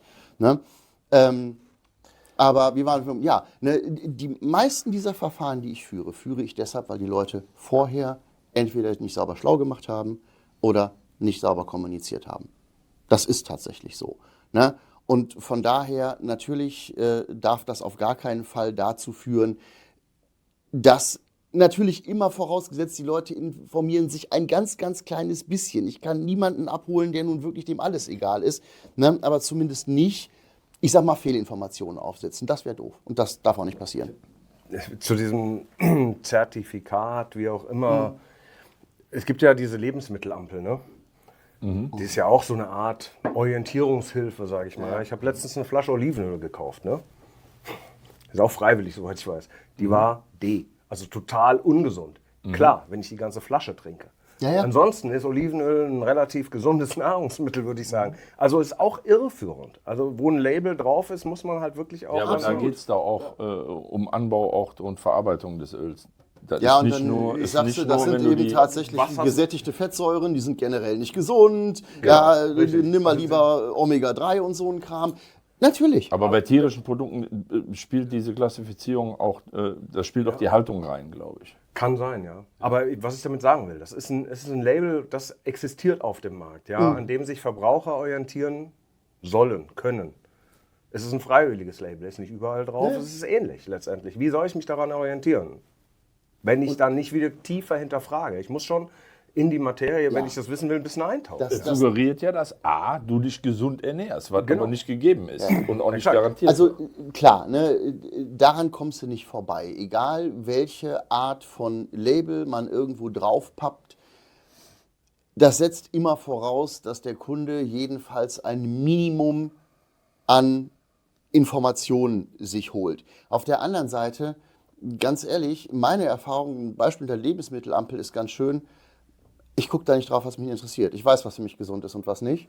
Ne? Und insofern, ich glaube ehrlich gesagt, die Kunden, Moment, denen das also denen das- unsinniges Label, warum dann der Nein, Befähigungsnachweis? entschuldige, den Kunden, denen das wahrscheinlich egal ist, die werden sich wahrscheinlich genauso wenig an dem Befähigungsnachweis orientieren, wie sie sich schlau machen werden. ja krass, die das ist ja wie Leute, im Tätowieren. die Leute, die, ja natürlich. Ja. Verrückte Parallele. Ja, aber deshalb verstehe ich ehrlich gesagt die Aufregung auch nicht. Weißt Also doch, du, weil genau es das, Befähigungsnachweis heißt und nicht, wir geben Seminare. Genau. weil wir keine Seminare geben. Ja, aber es heißt Befähigungsnachweis. Ja, und eben. das sagt Ja, wie willst du- das heißt, jemand ist befähigt. Wenn du jemanden Nenn- befähigst, suggeriert das ja, die den nicht haben, nicht er befähigt zu Nein, sein. und das ist doch nicht Das wahr. suggeriert, doch, das suggeriert das Dass er doch. ein gesundes Olivenöl ist, ja. Exakt. Also, nochmal. Wenn ich sage, das sind zwei tolle Menschen Ja. und da stehen 10 Mann, Ja. dann suggeriert das doch, dass die anderen 8 nicht toll sind. Das kann auch einfach Torwart. bedeuten, dass ich nur die beiden kenne und über die anderen Das gar keine weiß aber Aussage der treffen Zuhörer kann. nicht. Wenn da Natürlich. 10 Leute stehen, ich sage, die beiden sind tolle Menschen, suggeriert das, die anderen 8 sind für mich nicht toll. Also das suggeriert nur für mich, ich kann nur über die 2 Personen eine Aussage treffen. Mehr suggeriert das für mich nicht. Anwaltlich gesehen, ja. Nein, auch in meinem in der privaten Praxis ist es Verständnis. okay, Geht doch nur ich, um mein privates Verständnis. das sehe ich etwas anders.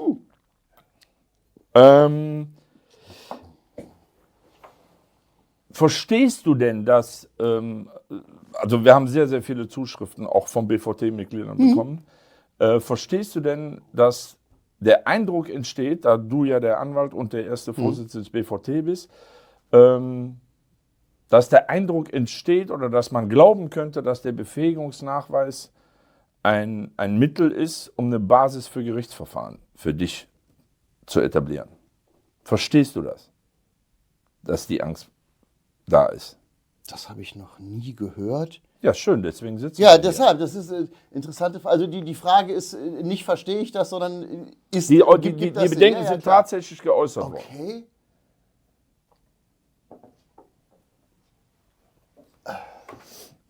Nee, ehrlich gesagt nicht. Ich überlege gerade wirklich, bevor ich da irgendwie. Findest du den so abwegig, den Gedanken? Also gerade vor dem Hintergrund, dass ja auch, wie gesagt, meine Klientel nur aus Tätowierenden besteht. Nicht wirklich, nee. Also wirklich nicht, tut mir leid. Erklär mir, wie das passieren soll. Ich habe anfangs im Gespräch gesagt, dass bei Verfahren, wo du anwesend warst und auch Gutachter vom DOT anwesend war, von dem Richter moniert wurde, dass es ja keine Standards oder keine Nachweise für irgendwelche Sachen gibt, Thesen, die da aufgestellt worden sind. Deswegen ist die Gefahr oder der Gedanke, dass du vielleicht da eine Stütze für deine anwaltlichen Verfahren brauchst, in meinen Augen nicht so abwegig und in anderer Leute Augen auch nicht. Interessant. Darf ich da eine Sekunde drüber nachdenken? Natürlich. Tatsächlich, weil Das ich alle Zeit der Welt. das eine Sache ist, über die ich noch nie nachgedacht habe, ehrlich gesagt. Na gut, aber wenn der Vorwurf kommt, bist Ja, du ja. mindestens vorbereitet.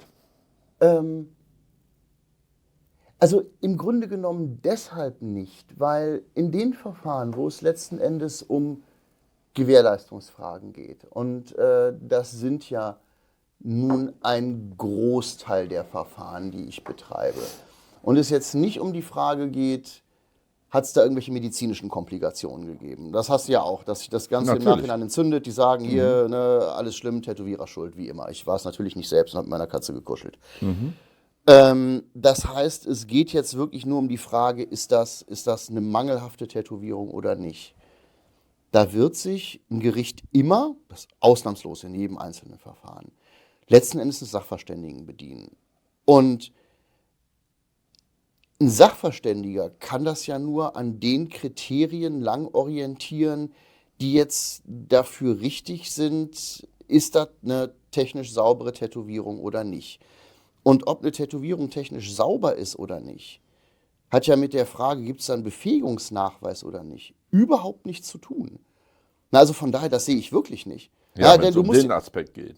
ja, ich überlege gerade, über welchen es noch gehen sollte. Du hast ja bei jedem Haftpflichtprozess, kommt ja jemand hin und sagt, pass mal auf, ich hätte gerne Schadensersatz, weil du hast irgendeine Pflicht verletzt. So. Die Pflichtverletzung kann ja entweder darin liegen, dass ich irgendwie, ich sag mal, hygienisch nicht sauber gearbeitet habe. Das ist der eine seltenere Fall. Und das andere sind eigentlich immer die Fälle, mal ganz blöd, ich habe was anderes bekommen, als ich wollte. Oder das Ganze ist technisch nicht sauber. Na? Übrigens, die erste Variante ist viel, viel, viel, viel häufiger, dass es tatsächlich Missverständnisse über das gibt, was da passieren soll. Vor allem bei Cover-Ups und solchen Geschichten, leider. In keiner dieser beiden Fragen sehe ich diesen Befähigungsnachweis als irgendein relevantes Kriterium. Deshalb, nee, ganz ehrlich nicht. Das ist ein sehr gutes Argument für das Nicht-Nützlich-Sein dieses Befähigungsnachweises. Du, nochmal, wenn das Ding so nutzlos ist, dann habt ihr doch sowieso kein Problem. Also, ne, der Punkt ist, Doch. auf der einen Seite klar, hab sagt ich ein ihr, Problem. ich glaube, dass das möglicherweise irgendwie ein De-facto-Standard wird, was meines Erachtens für sehr viel Nützlichkeit spricht. Und auf der anderen Seite sagst du, das ist doch völliger Mumpitz. Das Argument hast du gerade gebracht. Ne? Ne? Ich habe ja gar Nein, nichts gesagt. nochmal, es ist für das nützlich, was er kann.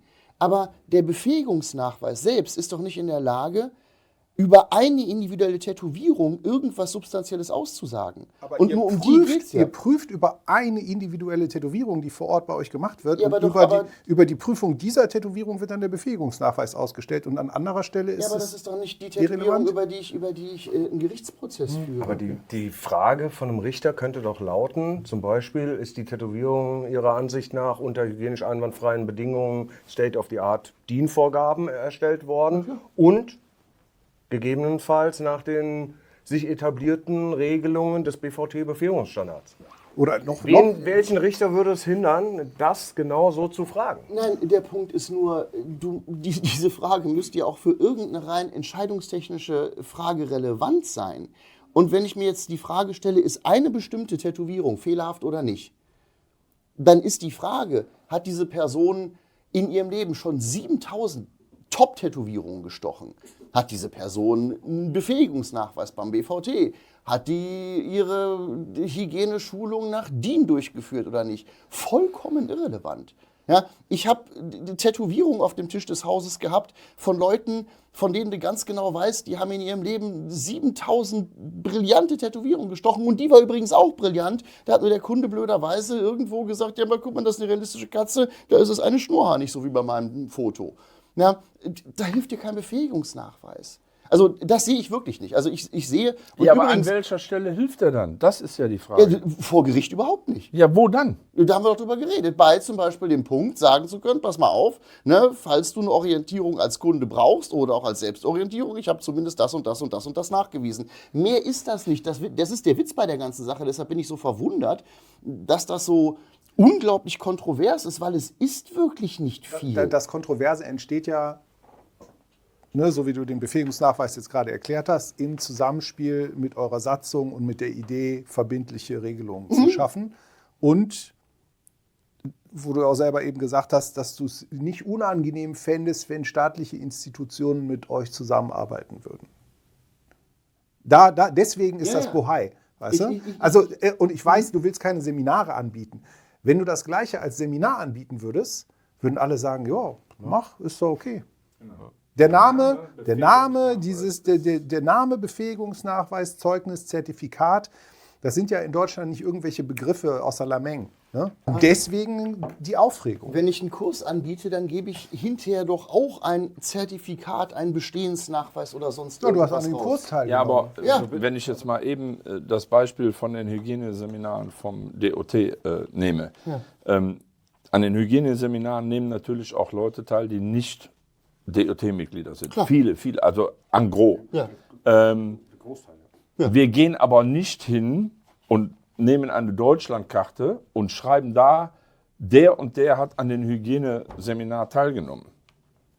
Ja? Wir sagen auch nicht, der arbeitet hygienisch einwandfrei oder erstellen darüber einen Nachweis. Wir teilen mit, dass der eine Kursteilnahme gemacht Genau. hat, sonst nichts. Und wir teilen So. mit, der hat eine Prüfung bestanden. Nee, ihr habt vor, eine Deutschlandkarte zu etablieren, wo drin steht, der hat in Paderborn den Befähigungsnachweis. Und das ist ein Riesenunterschied. Und wir haben aber auch Das ist nicht ein gesagt, wir verstehen uns als verbindende Instanz zwischen Branche, Behörden und Öffentlichkeit. Also diese verbindende Instanz zu Behörden, das implementiert ja schon dieses ganze, wir würden das gerne schon so sehen, wie gesagt, bei der Hygiene. Wie gesagt, wir waren uns in Berlin, wir waren uns einig. Zugang nur über die Hygiene. Und jetzt ist es halt, wie gesagt, on top. Und jetzt geht es um das praktische Tätowieren. Und das ist der neue Aspekt daran. Und ich glaube, das ist auch ein großer Punkt, warum halt viele sich damit jetzt auseinandersetzen. Ja, und nicht sagen so, ist egal, passiert eh nichts. Natürlich denkt man weiter. Du sagst selbst, du weißt nicht, was passiert. Wer will das schon wissen? Ja? Vielleicht kommt einer um die Ecke, vielleicht haben wir eine neue Regierung, die das ganz toll finden. Und dann haben wir das. Ja. Ich weiß es auch nicht. Wir aber können du auch logischerweise nur über Wahrscheinlichkeiten reden. Klar, natürlich. Aber Ne? es ist schon passiert. Ne? Also hat es ja schon eine hochmotivierte CDU-Politikerin, die sich das Tätowieren als Wahlkampfthema gegriffen hat. Und die hat jetzt nicht wirklich Ahnung gehabt von dem, was sie da sagt und tut und machen wollte. Umso schöner, dass wir dann wenigstens vor Ort waren und drüber reden konnten. Genau, aber die konnte nicht zurückgreifen auf einen von euch einzelnen Verband schon geschnürtes Päckchen, was dann aufgenommen wird und gesagt wird, ach guck mal, da haben wir schon, sparen wir uns die Arbeit, da haben wir von diesem Bundesverband Tattoo den Befähigungsnachweis. Ja, den nehmen wir doch einfach, das ist doch super, den bauen wir jetzt ein, vielen Dank. Wir haben dir ja damals die DIN quasi vorgestellt, die kannte die ja gar nicht. Hat dann natürlich auch gemerkt, so alles, was ich hier im Rahmen von Verbraucherschutz regeln will, hat die Branche schon selbst. Ich weiß, sie hat damals gesagt, dass sie sich das als Branche sich so selbst geregelt haben. Das hat sie noch nie erlebt. Ja? Und es ging sogar so weit, dass sie irgendwann gesagt hat, sie wird versuchen, das über, du kennst die Instanzen besser als ich oder die ganzen Gremien besser als ich, das in die Länder zu bringen. Das ist wegen Föderalismus und Regierungswechsel dann nicht passiert. Aber da sieht man ja, es gab was und es gab ein Interesse, das zu implementieren. Das hat aus verschiedenen Gründen halt einfach nicht geklappt. Kann aber auch wieder aufgegriffen werden. Kann aber auch wieder aufgegriffen werden und könnte ja mit einer neuen, sagen wir, mit einem neuen Instrument, was es dann am Markt gibt, genauso passieren. Und das sind eben die Befürchtungen, die es da gibt. Und dann haben wir einfach neben der Hygiene eine Prüfung des Tätowierens irgendwo verankert. Und das sind Bedenken, die können wir nicht einfach sagen, nee, wird ja nicht passieren, weil das Ding ist ja nichts wert. Also, aber selbst wenn ich das jetzt mal unterstelle und jetzt mal mir überlege, was soll denn da eigentlich wirklich abgeprüft werden? Und wie gesagt, wir müssen logischerweise den ganzen künstlerischen Teil da mal draußen lassen, weil der fällt logischerweise nicht in die gewerbliche Geschichte rein. So, will ich dann wirklich als Branche ein Problem damit haben, wenn ich sage, pass mal auf, es wäre zumindest schön, dass wenn du als Tätowierer in der Weltgeschichte unterwegs bist, du zumindest auch die technischen Grundlagen dessen beherrschst, was du da tust. Das Problem haben wir doch in jedem Prozess, dass irgendwann ein Sachverständiger sagt, ja pass mal auf, ganz ehrlich, das Ding ist, da stimmen die Linien nicht, da sind alle möglichen Flächen nicht sauber drin und so weiter und so fort. Also ein gewisses Maß an sich verbindlich machen und auch für irgendwas einstehen, auch in qualitativer Hinsicht, das kann doch für eine Branche nicht schädlich Also sein, zu gemessen an sagen, 28 Millionen Tätowierten und den paar Fällen, wo das notwendig ist, so einen Prozess zu führen, vielleicht noch durch einen fehlgeleiteten Kunden, der nicht versteht, dass das Schnurrhaar von der Katze da nicht mit drauf ist, weil das technisch gar nicht umsetzbar ist, klemme ich mir doch nicht so ein Ding ans Bein. Das ist ja irre. Also ich meine, weil es total unnötig ist und weil es alles nur komplizierter und schwieriger macht. Ich möchte nicht dazu genötigt werden, so einen Befähigungsnachweis machen zu müssen. aber Und meine Arbeit ist ja total transparent. Ich gehe mit meiner Arbeit super transparent um. Alle, die im Tätowieren irgendwie überleben und Geld verdienen wollen, gehen die ganze Zeit super transparent mit ihrer Arbeit um. Die Leute, die machen sich ja fast, die springen ja fast nackt auf dem Tisch rum, um Kunden zu kriegen und legen ihre Arbeit ja offen und sagen, ey, ich mache dies, das, alles hier, kannst du alles gucken, komm vorbei, guck dir mein Studio an, ey, ich zeig dir meine Cartridges, mein alles, mein hier sterilisiertes Zeug, was auch immer. Also die Idee, es gäbe noch irgendjemanden, der heimlich super viel Geld verdient, indem er alle Regulierungen umgeht, beschissene Tätowierungen macht und die Leute das nicht merken würden, das kommt ja auch noch dazu. Also es gibt ja Social Media, weißt du, wie schnell ein schlechter Tätowierer vom Markt weg ist? So schnell kann er gar nicht gucken. Genau wie schlechte Tattoo-Farben. Ja, genau wie schlechte Tätowierfarben. die ist Also ruckzuck ich weg. sehe die Notwendigkeit halt nicht. Und wenn das Ding einmal in der Welt ist, wie der Stefan das eben gesagt hat, kann das jederzeit aufgegriffen werden, weiter ausgebaut werden. Ne? Und ich sehe da nichts Positives drin. Also ich sehe keinen Zugewinn fürs Tätowieren in der ganzen Sache. Ne? Ich sehe einfach nur, dass eine Peripherie um das Tätowieren herum, ne, du wirst jetzt sagen, wir verdienen damit kein Geld, aber wir haben ja eben schon über die möglichen steigenden Preise gesprochen, ne, dass so eine Peripherie ums Tätowieren drumherum einfach Geld damit verdienen möchte und da nichts Positives bei rauskommt, weil du hast ja eben selber komischerweise ein paar Argumente dafür geliefert, warum das mit dem Olivenöl im Tätowieren keinen Sinn macht. Ne?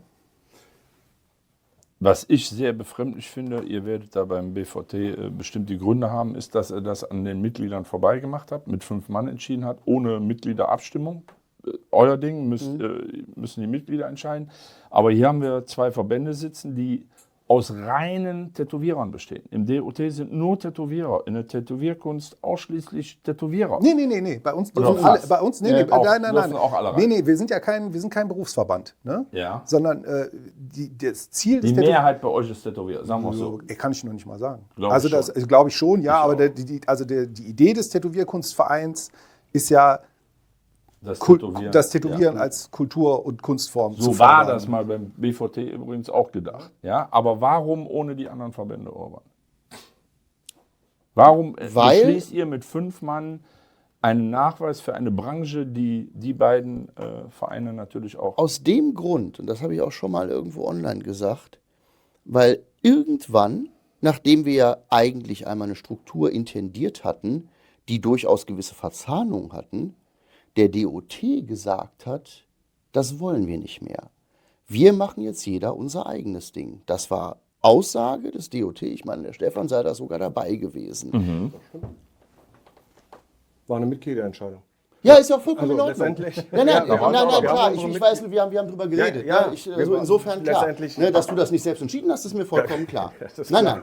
Ne? Und das ist genau der Punkt. Also das finde ich auch einen paradoxen Vorwurf, auf der einen Seite zu sagen, ja gut, nee, wir wollten unser eigenes Ding machen, aber nur solange ihr das nicht macht.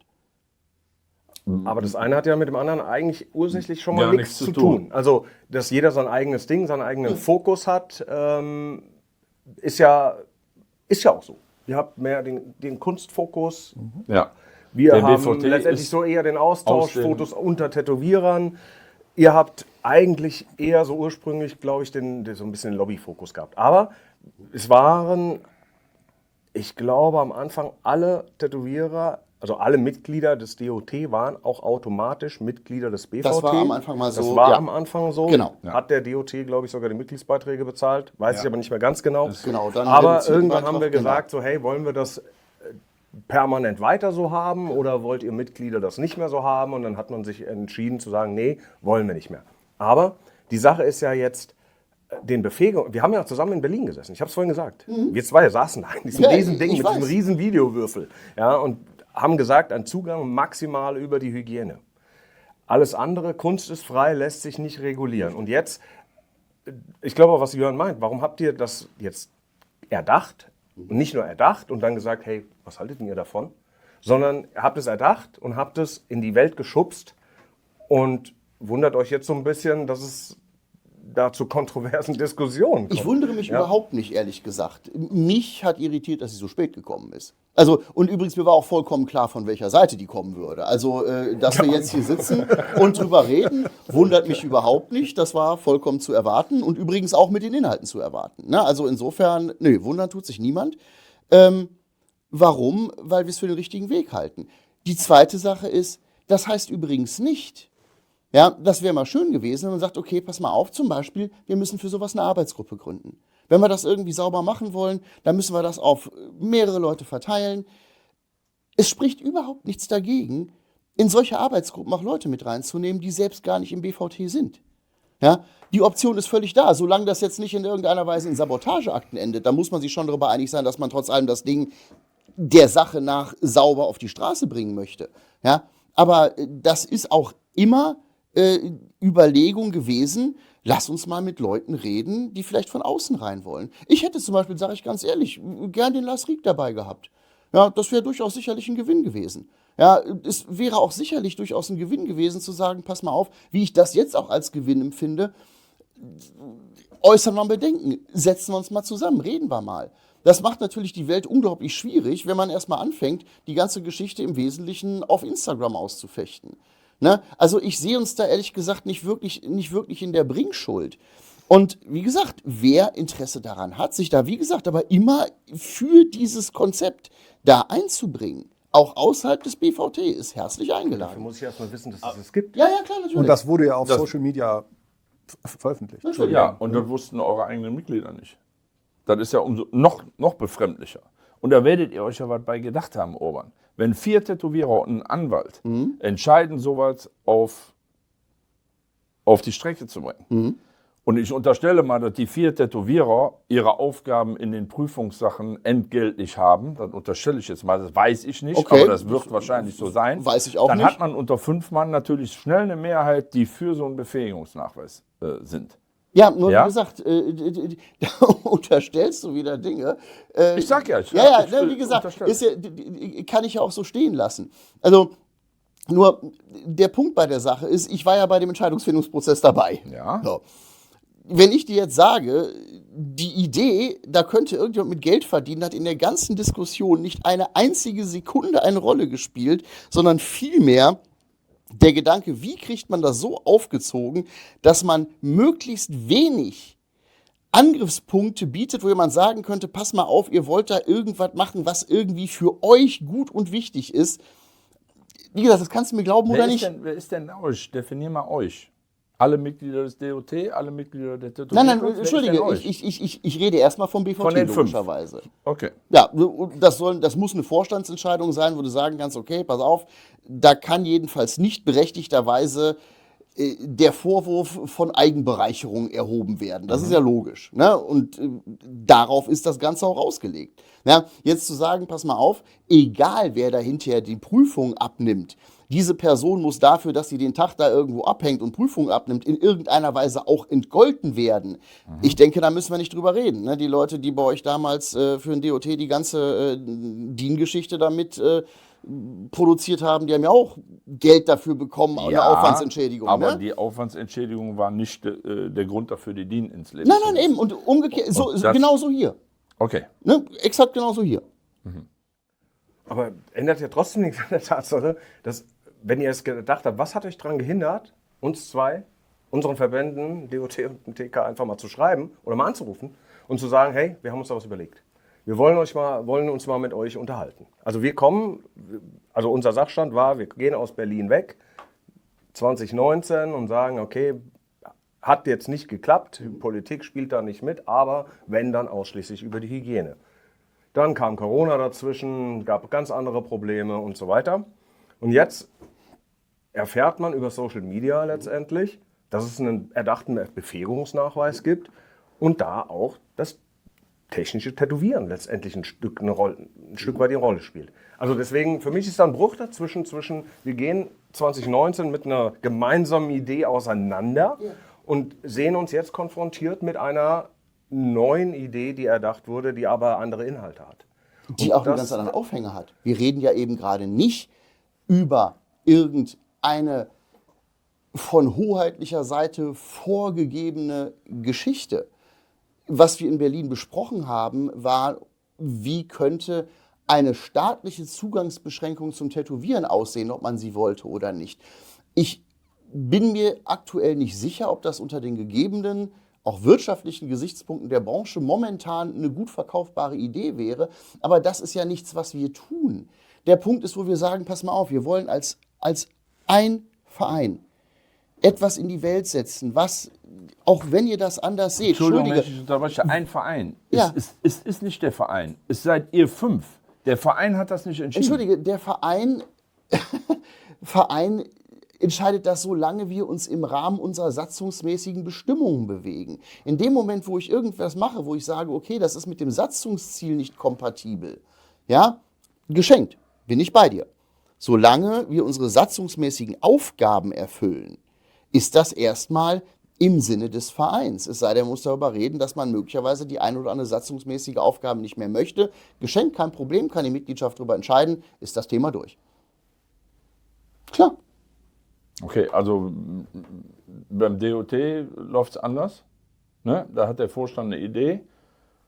Also Und essentielle dann- Sachen geben wir immer in die Mitgliederversammlung. Also ist so. Vielleicht kann man das rein rechtlich anders machen. Wir machen es aber nicht. Ja, wie gesagt, aber ich glaube auch immer noch, dass wir eine sehr unterschiedliche Wahrnehmung darüber haben, wie elementar das ist. Also ich glaube, da bricht das einfach zwischen uns am erheblichsten in der Wahrnehmung, ist das jetzt wirklich irgendwie eine spektakuläre Riesengeschichte, die irgendwie das Tätowieren auf Dauer verändern wird oder in irgendeiner Weise. Und da sind eure Befürchtungen ja und meine Perspektive ist nicht im Mindesten. Ja, und aus dieser Perspektive Dich heraus... betrifft die Perspektive ja auch nicht. Nee. Nein, betrifft dich ja, einfach. ja, natürlich mich persönlich nicht nur. Ich bin ja auch nur Vorstandsvorsitzender, mehr nicht. Ich bin eine Person in einem Vorstand und auch nicht die Person, die da alleine irgendwie über eine Stimmenmehrheit oder Ähnliches verfügt, sondern tatsächlich auch für jede Idee. Und übrigens das Witzige ist, das ist nicht mal meine Idee gewesen, am Rande bemerkt nur, ne? Sondern das ist tatsächlich eine Idee, die aus der Tätowiererschaft des Vorstandes kam, nicht von mir. Aber ist ja auch egal. Ja? In dem Moment, wo du das so wahrnimmst, wie ich das wahrnehme, ist das nicht groß genug, um zu sagen, da müssen wir jetzt mal alle drüber Ja, ihr habt ja auch reden. gerade erst angefangen. Wenn du tätowieren würdest Ja. und du das so näher wahrnehmen würdest, wie wir das wahrnehmen, dann ist es eine Riesennummer. Ja, das weil unsere Bedenken sind ja eben einfach genau diese schleichende Verstaatlichung, Ja, ich- Regeln, die noch zusätzlich kommen mit Gewerbe und so weiter. Das sind ja unsere Bedenken. Ja. Dass es jetzt aus deiner Perspektive vielleicht nicht so relevant ist, kann ich sogar nachvollziehen. Aber für uns ist das eine Riesennummer. Und du sagtest, das Tätowieren in Deutschland nachhaltig verändern würde. Und das würde es. Wenn es so eine Regelung gäbe, die regelt, wie man tätowiert, Ja, nur ist es eine nachhaltige Veränderung. Ja, nur das ist eine Gefahr, die du siehst, die ich, sage ich dir immer noch, für absolut fernliegend halte. Meine ich ganz ehrlich. Warum? Weil er ja das Beispiel mit der DIN-Ordnung schon erlebt hat. Ja, Das und ist ja auch- schon, und- das und- ist ja und- real, und das auch ist bei ja keine der- Fantasie. Und auch bei der DIN ist im Ergebnis nichts passiert. Ja, also die ist eben nicht in irgendeiner, nochmal, sie ist jedenfalls nicht in irgendeiner Weise Verpflichtend. staatliche Vorschrift geworden. So. Noch nicht. Ja, aber Olaf. Guck mal, sie ist da. Ja, natürlich ist Und sie deswegen da. kann sie dann eine staatliche Vorschrift werden. Ja, Genauso wie der Befähigungsnachweis, wenn er dann da pass auf, ist. mit dem kann es einzigen werden. Unterschied, dass die DIN nichts anderes ist als ein reines Regelwerk, was man theoretisch schlicht und ergreifend nur so abschreiben könnte und in ein Gesetz gießen könnte. Genau. Das ist der Befähigungsnachweis als Prüfung durch einen privaten Verein aber nicht. Wir können nicht einfach sagen, hier ist ein Regelwerk, schreibt das ab, sondern das würde ja bedeuten, nochmal, dass viel mehr passiert, als dass da irgendein Regelwerk übernommen wird, sondern dass tatsächlich, ich sag mal, wir dann sozusagen als staatliche Stelle auftreten würden. Aber ihr habt ja auch gerade erst angefangen. Ihr habt ja gerade mal online über Social Media vorgefühlt, weil du hast ja eben gesagt, ihr habt das alles noch gar nicht richtig ausgearbeitet. Also es ist In manchen Details nicht, das richtig, ist ja das rohste Ei ever. ja. was Und hier weißt du, gerade wer sich, ins bis Spiel- jetzt, wer sich bis jetzt noch nicht gemeldet hat, irgendeine staatliche Stelle? Nee, natürlich nicht, Ja. weil das ist ja auch noch gar nicht ausgearbeitet und noch gar nicht etabliert. Ihr habt ja noch gar keine Prüfung abgenommen und ihr habt auch noch gar keine Zertifikate vergeben. Warum sollte da auch irgendjemand Sollen wir mal kommen? eine 20-Jahre-Wette abschließen, ob das passiert oder Ist mir nicht? scheißegal, Ja, selbst es wenn es ist- 50 Jahre sind. Ich will nicht, dass das Tätowieren so eingeschränkt wird. Ja, wird auch nicht passieren. Nochmals. Und nochmals, stell dir verlasse bitte ich die mich Frage. aber nicht drauf. Nein, Das ist eine verrückte Angst, Pass ne? auf, musst du ja auch nicht. Nur der Punkt bei der ganzen Sache ist, die Frage war ja, warum habt ihr nicht mit uns geredet? Weil wir diese Ängste nicht haben und weil wir auch nicht glauben, dass die begründet sind. Und ich glaube, weil ihr genau die Antwort gekannt hättet. Ja, der Wenn Brief- ihr jetzt Ja, okay, so gekommen ja, wärt natürlich, und hättet gesagt, wir finden wir wollen scheiße. eine praktische Prüfung beim Tätowieren einführen, da hätten wir von Anfang an gesagt, nette Idee, aber vergesst es. Nicht mit uns. Und dann? dann hätte der wenigstens die Szene Also ich meine, die Szene ist ja immer so ein Ding, ne? Aber aus was besteht denn die Szene noch? Ich meine, wir sind immer in 3 Verbände und bewegen uns ja mit unterschiedlichen Schwerpunkten, sage ich mal. Ja? Aber es ist ja nicht so, dass wir nicht da wären. Aber seien wir mal ehrlich, wie viele Leute insgesamt von der deutschen Tätowiererschaft sind alle von uns zusammengenommen Mitglieder dieses Vereins? Wenige. Gebe ich dir recht. Ja. Aber also, das muss man ja auch klar sagen. Mal ganz ehrlich, wir alle würden uns wünschen, wir würden die Szene vertreten oder ähnliches. Das tun wir ja nicht. Wir vertreten einen relativ kleinen Teil von Personen. Schöner wären, es wären mehr. Ja. Und wir haben natürlich logischerweise, möglicherweise verschiedene Vorstellungen davon, wie eine Tätowierer-Optimalwelt aussehe. Wobei ich absolut davon überzeugt bin, dass wir da nicht weit auseinander liegen. Aber ganz andere Geschichte. Ja. Von daher, ja, dann hätte ihr gesagt, okay, finden wir doof. Also Ja. ich sehe das mit der Szene vertreten so ein bisschen anders. Also wir vertreten natürlich unsere Mitglieder, aber was wir ja trotzdem vertreten, ist letztendlich jeden Tätowierenden. Also Beispiel, theoretisch. Gitta Konnemann, ich möchte spontan Tätowierungen verbieten. So ging der ganze Spaß in Berlin ja los. Also wir haben gesagt, wieso möchte sie jetzt Spontan-Tätowierungen? Und was sind denn für sie Spontan-Tätowierungen? Wir haben dann natürlich gleich gedacht, kannst du keine Convention mehr machen, keine Walk-ins mehr Klar. und so weiter. Also haben wir uns da ja quasi eingeklinkt und haben die Gespräche gesucht, mit euch zusammen. Wir haben die Gespräche geführt und letztendlich ist das nicht dabei rausgekommen, was sie sich ursprünglich vorgenommen hat. Also haben wir schon eigentlich alle Tätowierenden vertreten. Auch wenn die nicht alle bei uns Mitglied sind. Aber deswegen, es ist halt in einem Berufsverband es ist so, es passiert viel im Hintergrund. Das ist nicht immer sichtbar, das ist auch nicht immer zu transportieren nach außen. Das wissen wir alle, wie wir hier sitzen. Ja. Es heißt aber nicht, dass das nicht für alle passiert letztendlich. Und das Logisch, Interesse ist ja Auswirkungen hat groß. es natürlich, klar. Ja, nur, wie gesagt, wir werden wahrscheinlich über die Frage des Impact dessen, was da passiert, wahrscheinlich keine Einigkeit herstellen, weil schlicht und ergreifend meine Befürchtungen viel weniger weitgreifend sind als eure. Ja, und unter dem Punkt muss es halt verstehen. Also ich sage das ganz ehrlich, ich höre mir das an, ich verstehe das auch, ich kann das auch nachvollziehen. Wenn du mich aber jetzt auch nach dem Gespräch fragst, hältst du das für ein reelles Problem? Glaubst du, dass das wirklich für uns schwierig wird? Will ich immer noch sagen, auf keinen Fall. Okay. Na, das Verrückte ist ja zum Beispiel, weil es eben so dieses Bild gezeichnet wurde, so ja, es gibt die gewerblichen Tätowierer und es gibt die künstlerischen Tätowierer und das wäre ja völlig easy. Das stimmt ja gar nicht. Das wurde ja bitter erkämpft, dass ein paar Leute unter allergrößten Anstrengungen Mitglieder in der Künstlersozialkasse Ich habe werden solche Verfahren konnten. geführt, wie gesagt. Ne? Und es Das ist musst du auch vor Gericht Ja, gleich ja. zeichnen. Wie gesagt, ich kenn den aber Scheiß. das suggeriert ja nach außen, dass man, wenn man mit eurem Befähigungsnachweis nichts zu tun haben will, dass man dann einfach sagt, na, ich bin freiberuflicher Künstler als Tätowierer und dann habe ich das von der Backe und dann gehe ich zur KSK, bewerbe mich da, werde aufgenommen und dann habe ich damit nichts mehr zu tun, weil das eine mit dem anderen auf einmal nichts mehr zu tun hat. Und das ist ja überhaupt nicht der Fall. Also allein der Wechsel von Gewerblichkeit in Freiberuflichkeit hat ja schon dazu geführt, dass der Kollege einen Prozess führen musste. Ne? Und wir kommen also aus der Zeit, wo das Tätowieren von den Institutionen nur als gewerbliche Dienstleistung betrachtet wurde und erkämpfen uns gerade den Weg in die Freiberuflichkeit und die Anerkennung als Teil der bildenden Kunst. Und ich will halt nicht, dass der Eindruck entsteht, dass das alles super easy wäre und dass man Nein, das nein. einfach so entscheiden könnte. Und Ne? persönlich- Weil diese Welt, die du eben skizziert hast, die existiert in der Form ja auch gar nicht. Du, mir persönlich wäre es deutlich lieber, die Kriterien, die da von Seiten der Sozialgerichte und der KSK angelegt würden, wären deutlich weniger rigide und deutlich weniger auch, ich sag mal, auf Kunstform ausgerichtet, die Tätowieren einfach nun mal nicht ist.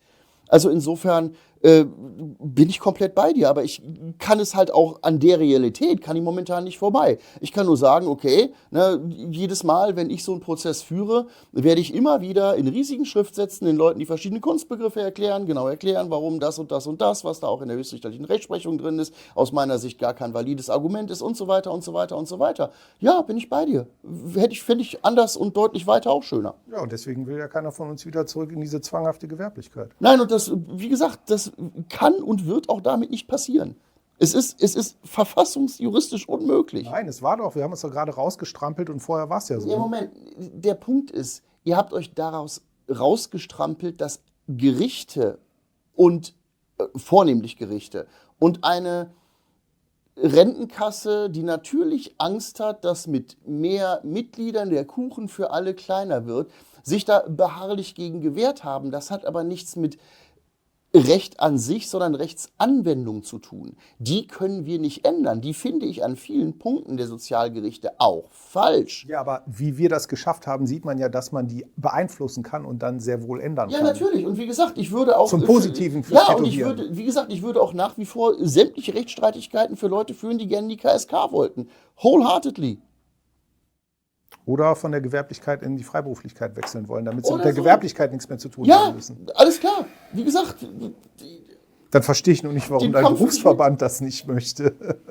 auch das stimmt nicht. Nur, Wieder, liebes Publikum, einmal BVT-Satzung lesen. ja, nochmal, da steht nur etwas für gewerbliche Tätowierer drin, weil wir uns tatsächlich für den, ich sag mal, künstlerischen Teil, so blöd das klingt, an dem Punkt nicht in dem Maße verantwortlich sehen, weil es euch gibt. Also, wenn wir jetzt wieder, also nochmal, ich bin Riesenfan des Tätowierkunst e.V., meine ich ganz ehrlich. Ich mag euer Mission Statement, ich mag das, wofür ihr steht. Ganz dünnes Eis. Ja, ich Da hab weiß. Da muss der Anwalt sagen. Da habe ich ein Gespräch zufällig, aber das ist egal. Nein. Ne? Dass ich in der Wahrnehmung und Darstellung vieles unglücklich finde, ist eine ganz andere Geschichte. Ja, und ich glaube, und das meine ich auch ganz ehrlich, dass man manches, was vom Tätowierkunst e.V. kommt, ich persönlich sage, das halte ich strategisch für einen Schritt in die falsche Richtung. Einfach, wenn es um die Vermittlung dessen angeht, was ich eigentlich gerne hätte. Aber das ist eine ganz andere Nö, Geschichte. stimmt ja gar nicht, weil wir haben ja hier einen unglaublich Ja. guten Erfolg vom 18.02.2025. Ja, ist Also und eigentlich wird wunderbar. es für uns die ganze Zeit besser. Ich Ja. finde, unsere Strategie ist total gut. Ja gut, das ist jetzt ein ganz anderes Thema. Das können wir gerne auch aufreißen, aber darüber reden wir ja gerade im Moment Nee, nicht. reden wir nicht. Ja? Aber der Fokus des BVT ist ein anderer. Ja, und von daher, wie gesagt, niemand von uns würde sagen, wir haben irgendein Problem damit, wenn irgendein Tätowierer, im Gegenteil, wenn wir es befördern können, gerne, es für sich schafft zu sagen, pass mal auf, ich würde gerne als Künstler anerkannt werden, ich will in die KSK, ich will keine Gewerbesteuer mehr zahlen, bitte. Und nochmal. Genau, und hätte ich dann gäbe es immer noch das Problem mit dem Befähigungsnachweis, den der eine hat und der andere nicht. Und das Ja, wo ich aber doch Zerrbild sagen gegenüber kann, des Kunden, ja, wo ich aber gegenüber als, dem Kunden als verursacht. Künstler auch sagen kann, das will ich doch auch gar nicht. Ich will doch gar nicht in diesem gewerblichen System, wo ich mich diesen Nee, Grenzen unterziehe, in der irgendeiner Weise Befähigungsnachweis bewegen. suggeriert ja Sicherheit. Das ist ja das Thema. Ne? Der Befähigungsnachweis suggeriert ja Sicherheit. Da drehen wir uns im Kreis. Suggeriert aber nicht, dass nur der Befähigungsnachweis das einzige Instrumentarium ist, ich sag mal, als sicherer Tätowierer nach außen treten zu können. Das ist er halt einfach nicht. Was aber passieren kann, das kannst du nicht ausschließen. Ja, aber das ist doch, du kannst es nicht ausschließen, Dann das ist sind doch wir kein wieder Aber Argument. das ist doch das Ja. Ziel, weil sonst müsste man sich die Mühe ja nicht machen. Genau. So, sonst würde es auch nicht Befähigungsnachweis heißen. Sonst Wenn würde dir es ein heißen. besserer Begriff einfällt, Ändert ihr den? wirklich. Ich denke ein bisschen drüber nach, dann schicke ich euch eine Mail. Ja, mach mal. Ja. Ja, was, es geht ja nicht um Worte, es geht um Inhalte. Okay. So, wir haben jetzt 2 Stunden diskutiert. Wir haben uns auch 2 Stunden im Kreis gedreht. Ich versuche jetzt noch eine abschließende Frage zu stellen, die mit wenigen, ich weiß, es ist schwer als Anwalt, die mit wenigen Genau. Sätzen hoffentlich beantwortet wird. Fragst du mich. Erklär mir nochmal das Bedürfnis des Befähigungsnachweises. Warum muss der kommen? Und warum soll der kommen? Genau, müssen tut überhaupt nichts, Ja. Gott sei Dank. Und warum soll der kommen? Weil er schlicht und ergreifend für Personen, die glauben, das für sich zu brauchen, zum einen ein Instrument sein kann, nach außen zu dokumentieren, dass man mal gegenüber einer objektiven Jury gewisse Grundfertigkeiten durchaus anspruchsvoller Art nachgewiesen hat. Das mag gegenüber den Kunden ein Verkaufsargument sein, das mag aber schlicht und ergreifend für die Person, die ihn für sich bekommt, auch schlicht und ergreifend nur die Selbstkontrolle sein, zu sagen, okay, an den Punkten muss ich nicht mehr nachbessern. Okay. Glaubst du, dass irgendein Mitglied vom DOT oder irgendein Mitglied von Tätowierkunst e.V. das Bedürfnis sieht? weiß ich nicht, vielleicht nicht zwingend. Sollte mal jemand kommen, sag ich Bescheid und sag hier, ich habe eine Anmeldung von Aber einem darüber hätte eine BOT-Mitglied. Mitgliederabstimmung im BVT vielleicht schon Licht ins Dunkel gebracht. Nochmal, wenn wir aus unserer eigenen Mitgliedschaft jetzt tatsächlich einen massiven Gegenwind hätten, würde ich sagen, okay, tatsächlich, das bringt mich ans Nachdenken. Solange wir aber tatsächlich mit Initiierung dieses Dings immer noch mehr Neumitglieder haben als Austritte, würde ich sagen, eigentlich wird da gerade abgestimmt.